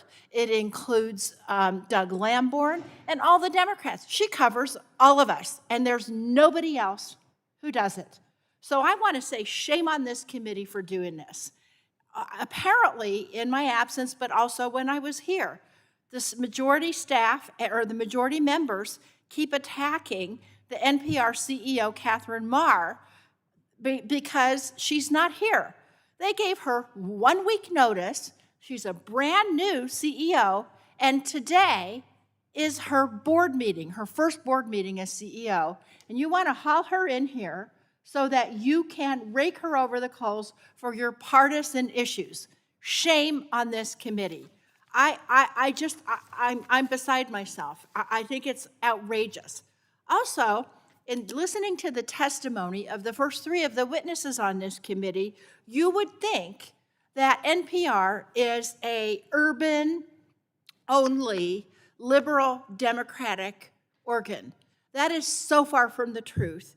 The NPR has member stations all across the country. You heard the ranking member say in Florida, some of these stations in rural areas are the only ones who are giving weather reports about impending hurricanes and other extreme weather events. Same thing in Colorado. In Colorado, we have member affiliates in Colorado Springs, Colorado. Hate to tell anybody who's ever looked at Colorado Springs, not a liberal bastion. We have a member affiliate in Greeley, Colorado. Hate to tell you, not a liberal bastion. And all of these affiliates are reporting on news that one won't hear anyplace else. I also want to say something else, which is less than 1% of NPR's budget comes directly from the Corporation for Public Broadcasting grants. In fact, in 2022, NPR received just over $5.5 million in these grants from CPB. So, Mr. Irwin, I want to ask you, I know you don't work for NPR, but in your knowledge, is this fact true? To the best of my knowledge, Congresswoman, it is true. I think that the important thing here is that that those are the direct subsidies that go to NPR. And of course, stations also want NPR programming because their listeners want it. So the reason they're paying for that programming is they want to hear, of course, the local coverage where we really need to be investing, but also international coverage, also national coverage, also the marquee interview programs. These are what keep listeners tuning into these stations. This is why this service is so popular. And that's So why not it's an the either public or. broadcasting system, right? Correct. Because they'll cover issues like that may not be economically advantageous for a commercial station to cover, correct? I mean, that is the mission of the system, is to do the stories that are going uncovered elsewhere. So when the commercial media is all over a story, it is not necessarily NPR's job to just echo that, to just tell people the same story they're hearing from their favorite cable channel or their favorite local broadcaster. It is to do other original reporting, break their own stories. Excuse me. So Mr. Graham had many examples of what he saw were failures by NPR to cover, but all the things he mentioned were widely covered in all of the rest of the press, from Fox News to MSNBC and everything else in between. Is that right? As far as I know, I mean, we're talking about 30 or 40 years of coverage where I can't imagine the number of stories that would have happened. And of course, you know, it doesn't mean NPR, people can't criticize the stories. I hear stories all the time. Oh, I wish they'd done this. I wish they'd quoted this person. But it's the aggregate. It's the coming back. It's the staying on the beats. That's what matters, especially at that local level. And especially, as you pointed out, when there are no longer other journalists, for example, here covering what happens in Congress because of that corporate consolidation that Mr. Ruiz was raising up, where the newspapers just simply closed their bureaus here in DC, where commercial broadcast television isn't covering an individual delegation. Those are the places we need public media to step up, and where fortunately in places like Colorado, it is doing so. Thank you. I yield back. Gentlelady yields back, and now recognize the gentleman from Alabama, Mr. Palmer, for his 5 minutes of questions. Thank you, Mr. Chairman. I'd like to respond to my Democratic colleagues' concerns about local media and the role that NPR plays in that.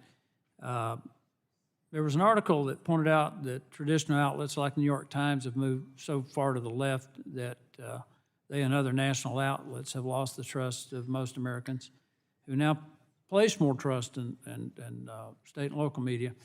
In response to that, left-wing foundations have made massive investments in nonprofit journalism and related efforts. Most notably, the John D. and Catherine T. MacArthur Foundation put up $500 million over 5 years in hopes of fundamentally upending the local news marketplace and buying a place in the local news. Now, Mr. Graham, Mr. Irwin, you can respond to this.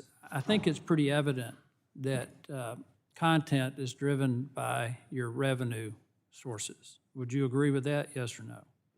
Yeah, there has been this tendency now in public media, obviously. They'll tell you that they're provided, they're supported by the MacArthur Foundation or something. But private journalism too. Well, and Mr. Irwin, if you'd like to respond, it's a yes or no, really. Yes, and that includes tax dollars. Well, the point that I want to make is that you agreed that revenue drives content. Okay, if you're not providing the content, then the money's not going to be there. And we've kind of gotten wrapped around the axle a little bit about taxpayer funding of this, which I think is wrong. Frankly, I think we shouldn't be funding left-wing propaganda. But I do think we need to look at the content and the source of revenue. And if you start looking at, for instance, who funds these organizations, they're the same people who make political contributions to left-wing Democratic candidates. They're also, this is what's really interesting to me, some of these foundations are the same people who are funding the pro-Palestinian demonstrations. I mean, Bill and Melinda Gates Foundation, for instance, the Rockefeller Brothers Fund. David Rockefeller has been very open about his support of some of these demonstrations and is a major supporter of Democratic candidates. Mike and Nick Pritzker, the Hyatt Hotel family, same thing. You look at Arabella, which is a conglomerate of funding sources of left-wing foundations. William and Flora Hewlett, David and Lucille Packard, the Ford Foundation, Robert Wood Johnson, Gordon Betty Moore Foundation, the MacArthur Foundation. Isn't it interesting that these are the same people who fund NPR? Would you think it would have an impact on content, Mr. Graham? Yeah, I mean, obviously, the socialist critique of the news media used to be that, if Ford's funding the news media, then it must all be pro-big business. Well, a lot of times today in public broadcasting, when you just listen to them saying, the show is brought to you by the Public Welfare Foundation for Transformative Justice. I mean, they do announce, basically, we are giving money to get a certain result.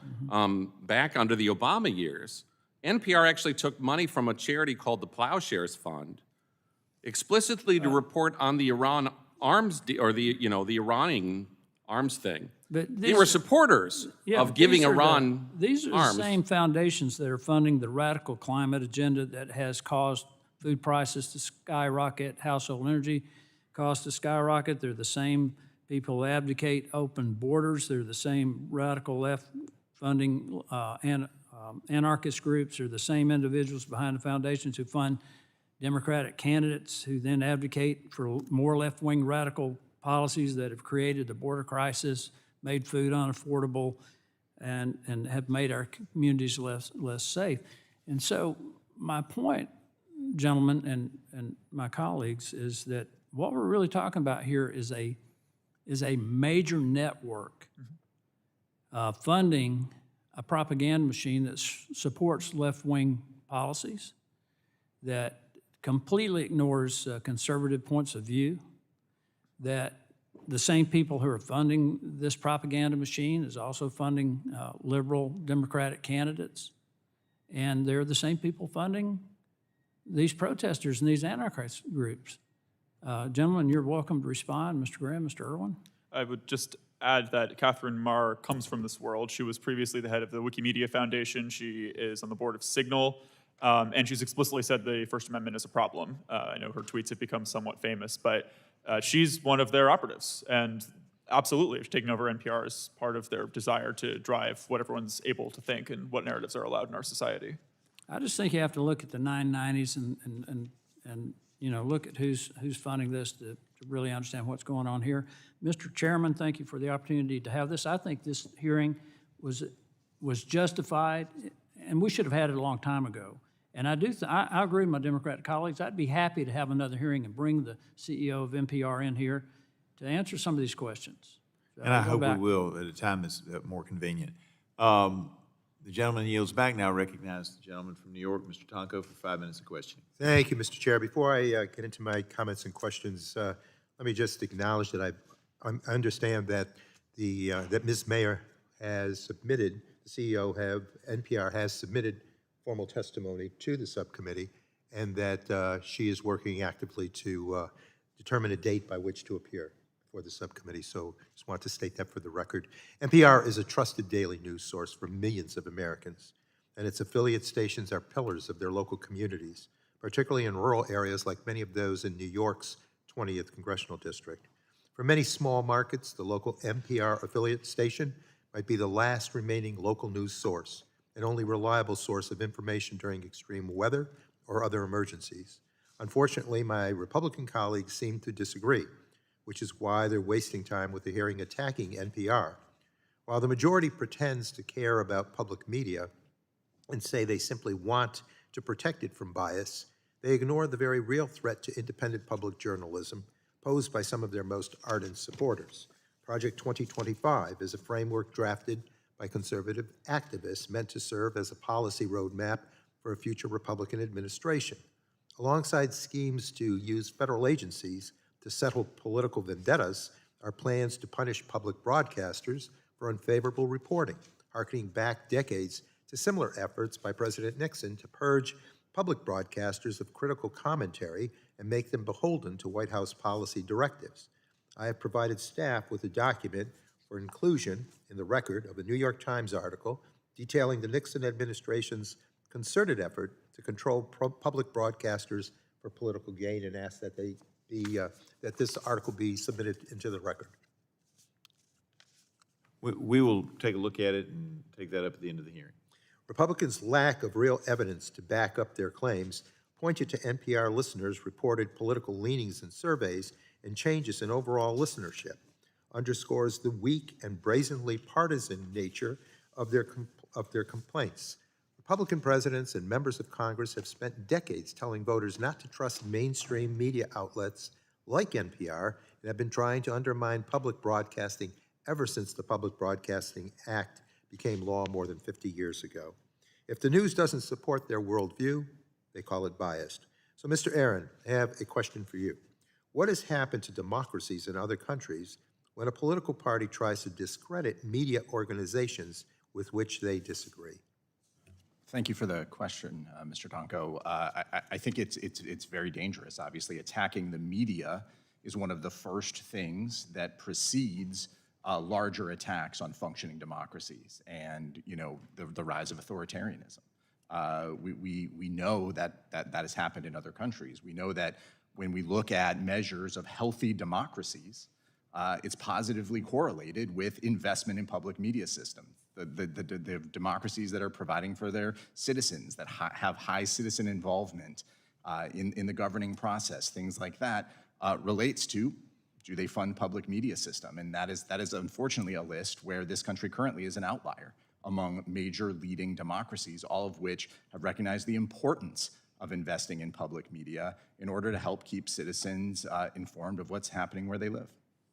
Well, setting up the media for failure and impacting their credibility comes in handy at a time when they disagree with you or report something that is quite aggressive to bring it to the public's attention, and then you can easily say as a victim that you warned everybody that the media was not to be trusted. So yeah, very concerning dynamics. Independent journalism is essential, I believe, to a functioning democracy. Relentlessly attacking public broadcasters until your supporters no longer trust their public radio station is wrong and not evidence of bias. It is only evidence of the lengths to which Republicans will go to put politics over people. And with that, Mr. Chair, I yield back. Gentleman yields back. Now recognize the Chair of the Health Subcommittee of Energy and Commerce, Mr. Guthrie, for 5 minutes of questions. Thank you very much. I really appreciate it.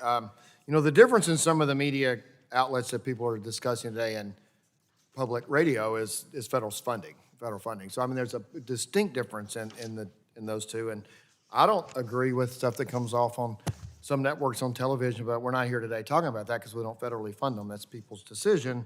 And it does make us an outlier. I'm glad the United States is an outlier because we have the First Amendment and so when you compare us to other countries in the world, I'm glad that we're free and we have free and open press. But the difference is local, is funding. And it ties into my question because I can't let it go talking about bluegrass. We all know bluegrass comes from Jerusalem Ridge in Ohio County, Kentucky with Bill Monroe. That's where it originated. And if we had vibrant local news that's broadcast throughout the nation, you can hear great stories on WKYU public radio from Jerusalem Ridge and Bill Monroe, Blue Moon of Kentucky. And so my question, I guess, is Mr. Husock, because when I look at this, I have WKYU is Western Kentucky affiliated public radio, and their television station as well. And I know the journalists on there, they work hard. I don't always agree with the way they cover me, but I absolutely think they do it in a fair way. Sometimes the stories they do that are fair, and I think that's the judge. If they're always biased against you, that's one thing. If they cover you in a positive way sometimes, in a negative way, and sometimes that's just fair. And so I view it that way. And they're hardworking. And so the big question, it just seems, so we cherry pick evidence. I've listened to All Things Considered several times, and I'll listen to it, and I can see how some of my friends on the other side think they're being fair.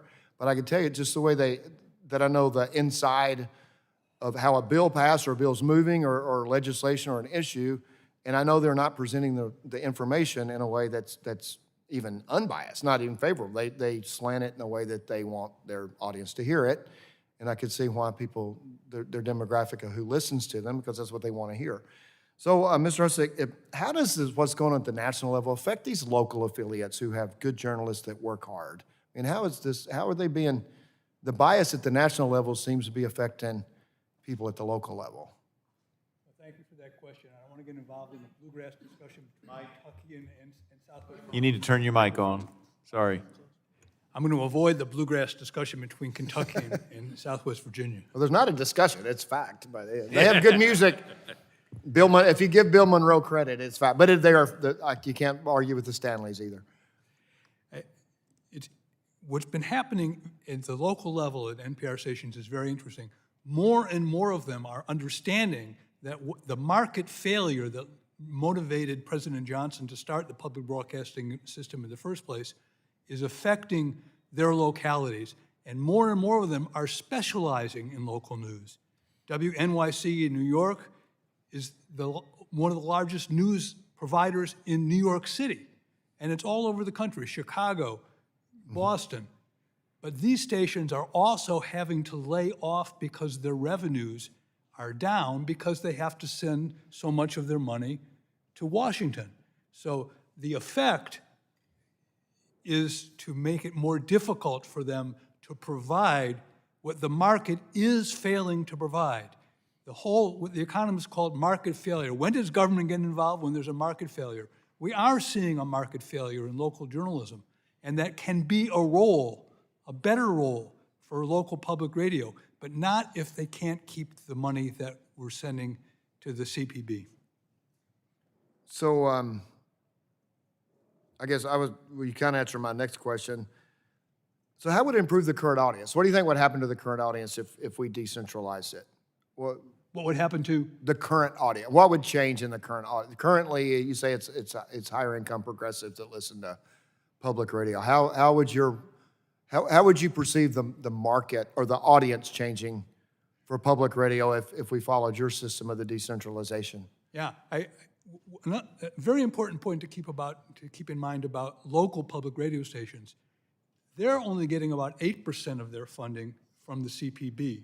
They have to send a large portion of that to Washington, a significant portion. But they rely on their local listeners. They face a sort of a market test. They have to make sure that they're not alienating their local listeners. And so they'll be providing something that people want in order to keep their doors open. And that way they'll be producing programming that, in my hope, will be shared with the National Public Radio Network, NPR, and will reflect a wider, it's not so much a diversity of philosophies and ideologies. I hope that's kept out of the news altogether, frankly.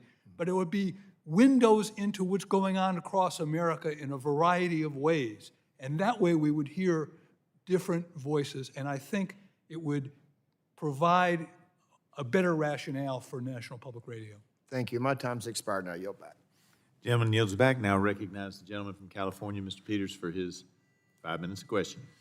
Thank you, Mr. Chairman. Thanks for the hearing. I have been in and out, but in the conversation today, we've heard a lot about NPR and its national reporting and programming, and I urge NPR to consider making a renewed effort in that. I'll talk a little bit more later in nonpartisan journalism.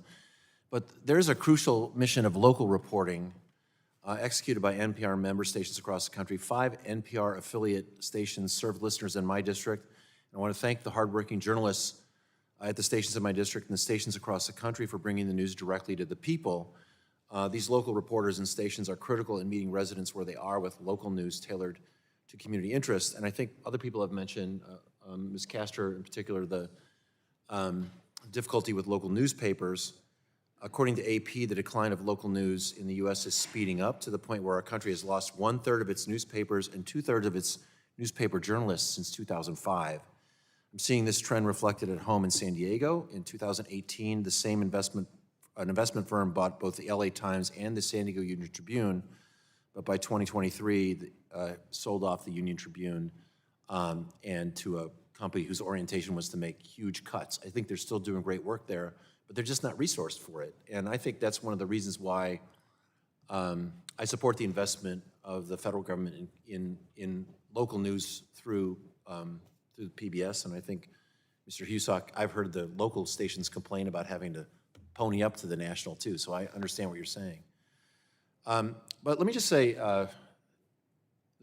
one of the problems I have with the presidency of Mr. Trump was his attack on some of the institutions that government doesn't regulate. We don't own education. We don't do science. But he attacked that sort of the truth of science, the justice system. He attacked the integrity of the justice system, and journalism, fake news. And I don't necessarily think that journalism has really done a good job of responding to it. And what I'm asking, Mr. Aaron, we tend to get into these very binary discussions here. But I want NPR and I want those stations to take these criticisms really seriously. Because what we need as elected officials, we need a conversation that we don't often have in Congress, which is what are the nuances? What are the pluses and minuses on this issue? And you don't always get that. I think you get that less and less from journalism in general. We see more celebrity journalists. I mean, in my own community, I've got journalists who tweet about issues as if they're activists, and I look and say, isn't that the reporter supposed to be telling me about this? If I were a news agency, I think I'd want to, for my own credibility, I want to take a hard look at that and maybe even cut back on that. The thing is, what we need here out of journalism is we need people to tell us what to think about, not what to think. And this is from a lot of news outlets, I see a real point of view, and I see that on the right and the left. Some of them don't apologize for it. I mean, Fox News and Newsmax, they know what they're about. Others do it without admitting it. But with respect to NPR, you've got serious criticisms out there about objectivity that I think need to be met. I think what we talk about diversity ought to be diversity of opinion, ought to be a diversity of political opinion. I think that's a legitimate question. I don't think NPR is going to be defunded. I think there's a lot of folks on both sides of the aisle who really do trust it and rely on it at a local level. But we don't have any input from the federal government side to any other news organizations, right? This is the only one we provide funding to. And I'm asking for some leadership in the field of journalism in general to bring about some credibility and really think hard about the perceptions that people have that you're on one side or the other. And again, I'm not as concerned about people who overtly make that their business as I am about NPR and the local stations. So we could talk more specifically about it, but I just wanted to say that these criticisms are they're real in the sense that a lot of people carry them, and people, not everyone in this room has that viewpoint, but people do have that viewpoint about some of the journalism in these stations, and I just hope that NPR will take the opportunity to look at it seriously. And I yield back. Gentleman yields back. I now recognize Mr. Joyce for his 5 minutes of questioning. Thank you, Chairman Guffey and Ranking Member Castor, for holding this hearing today and allowing me to weigh in. Thank you to all of our witnesses for testifying. Truly, all things being considered, it is disappointing that no one from NPR, particularly that Catherine Mayer, is not present with us here today to defend the funding that they receive from the federal government in face of the claims of a political bias. One would think that my constituents in South Central and Southwestern Pennsylvania would be a target audience for NPR. Rural listeners who rely on radio for news, for emergency alerts, and more should be who are listening. They are not. However, this audience is exactly not listening because NPR is alienating them. NPR is failing at their core tenets by perpetrating leftist bias in their news and in their reporting. And as uncovered by Yuri Berliner, this is all in spite of being funded by American taxpayer dollars. This is a cultural bias, it is a political bias, and certainly at times it's a moral bias. What we're seeing from NPR is that they're pushing liberal viewpoints, and in fact, just this morning, they were on the radio podcast Up First defending TikTok and the Chinese Communist Party, comparing our actions to stop the spread of the Chinese Communist Party spyware to China's Great Firewall, which is used to censor speech and intimidate political opponents, calling it, I'm quoting, an eye for an eye. NPR was intended to bring Americans the news, not to cater to one particular political party. NPR has a mission statement, and they need to return to that mission statement, which says it will serve the individual and regard the individual differences among men with respect and joy rather than derision and hate. Mr. Graham, how far do you believe that NPR has strayed from that original mission to deliver unbiased reporting and news? A long way. I think that this is, as the gentleman from California was suggesting, it's not hard to attempt a balanced story. Obviously, somebody could come to this hearing and quote the Democrat point of view and a Republican point of view. And this is exactly what we see so many times, is that they're only going to choose the point of view that they want. And they'll say, well, we included a Republican point of view. It was Liz Cheney saying the president's a horrible person. I mean, that's fake balance. But I mean, I think that there is it can be done. Balanced journalism can be done.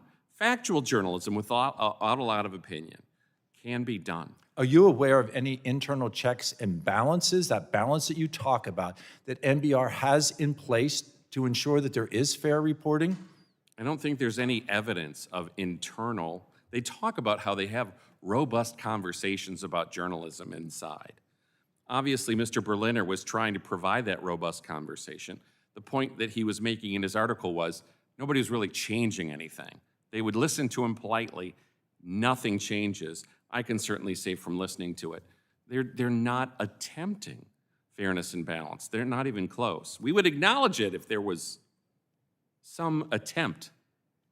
Mr. Irwin, do you feel that NPR reporters are objective, or are they actually an array of activists who are on the air?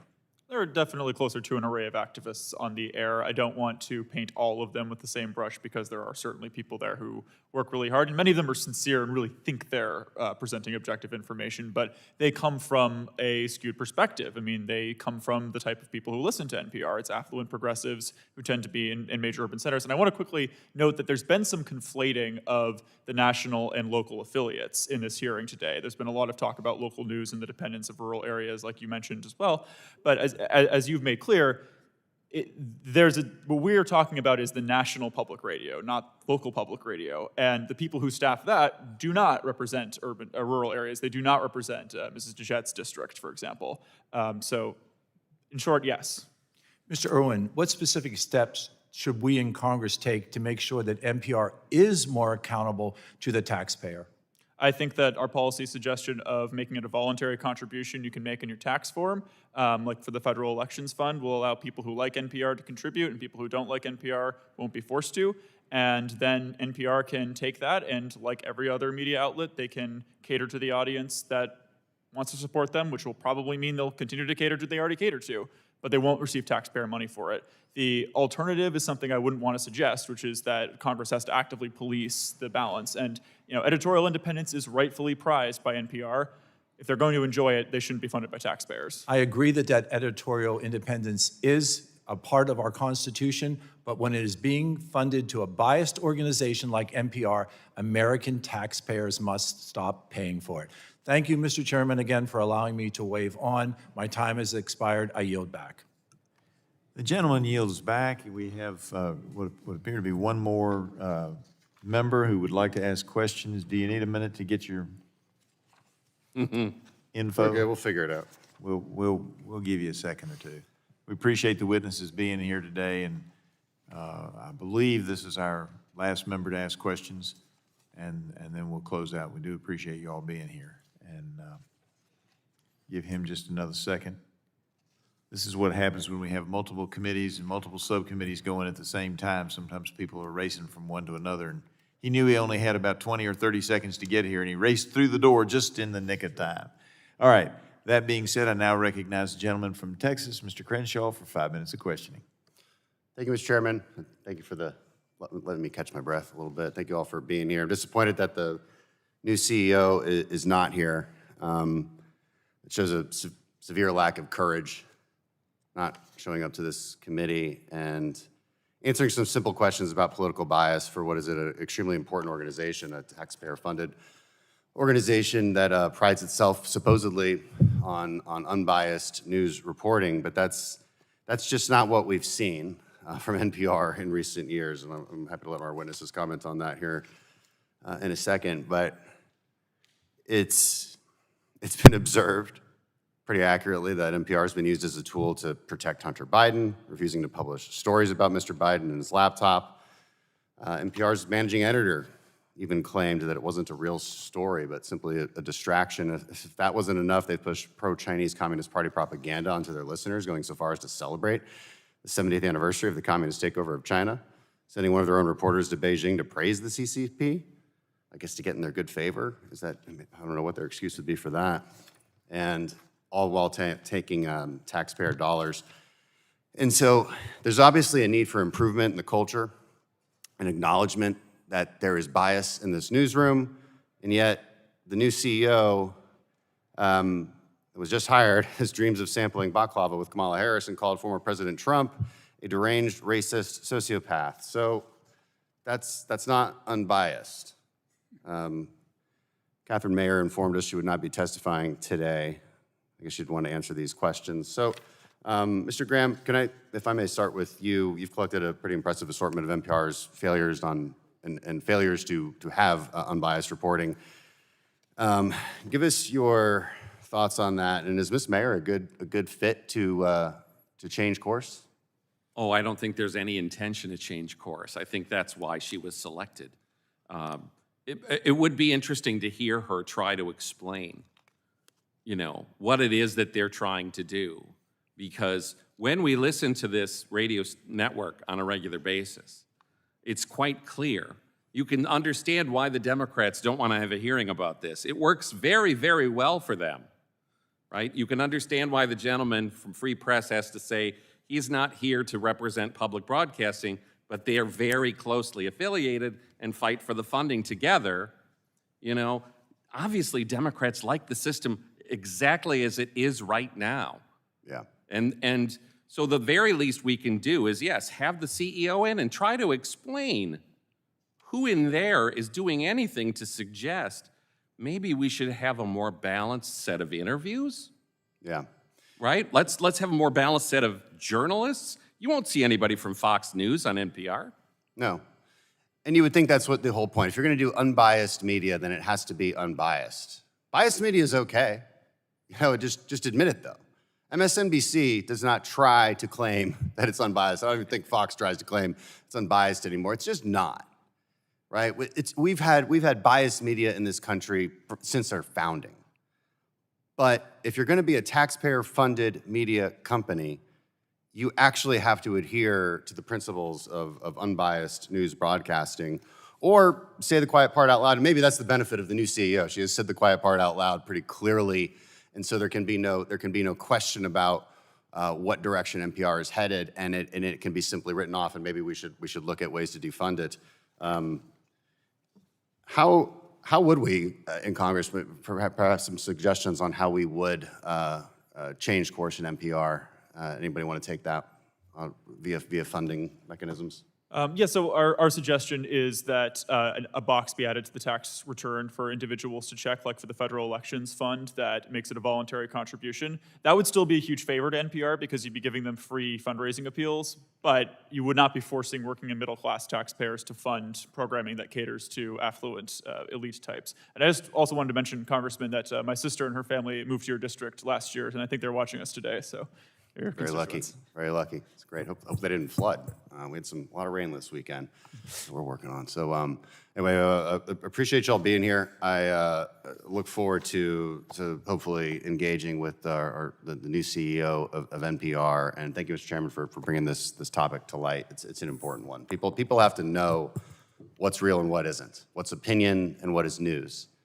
And again, it's okay to have opinion. And I think the main downfall of our national discussions in the last 20, 30 years have been the inability to distinguish between what is editorializing, what is opinion newsmaking, and what is actual unbiased news. Making actual unbiased news is hard. It was supposed to be why we had something like NPR, was to create that. And because there's not really a market for it, so it makes sense that it would have to be taxpayer funded, but then it actually has to be that, unbiased. I appreciate you, and I yield back. Gentleman yields back. Seeing that now there are no further members wishing to ask questions, I would like to thank our witnesses again for being here today and taking your time to share your thoughts with us. I ask unanimous consent to insert in the record the documents included on the staff hearing documents list. That does include the document that Mr. Tonko earlier presented. Without objection, that will be the order. Pursuant to committee rules, I remind members they have 10 business days to submit additional questions for the record, and I ask the witnesses to submit their responses within 10 business days upon receipt of those questions. And without objection, the committee is adjourned. Thank you.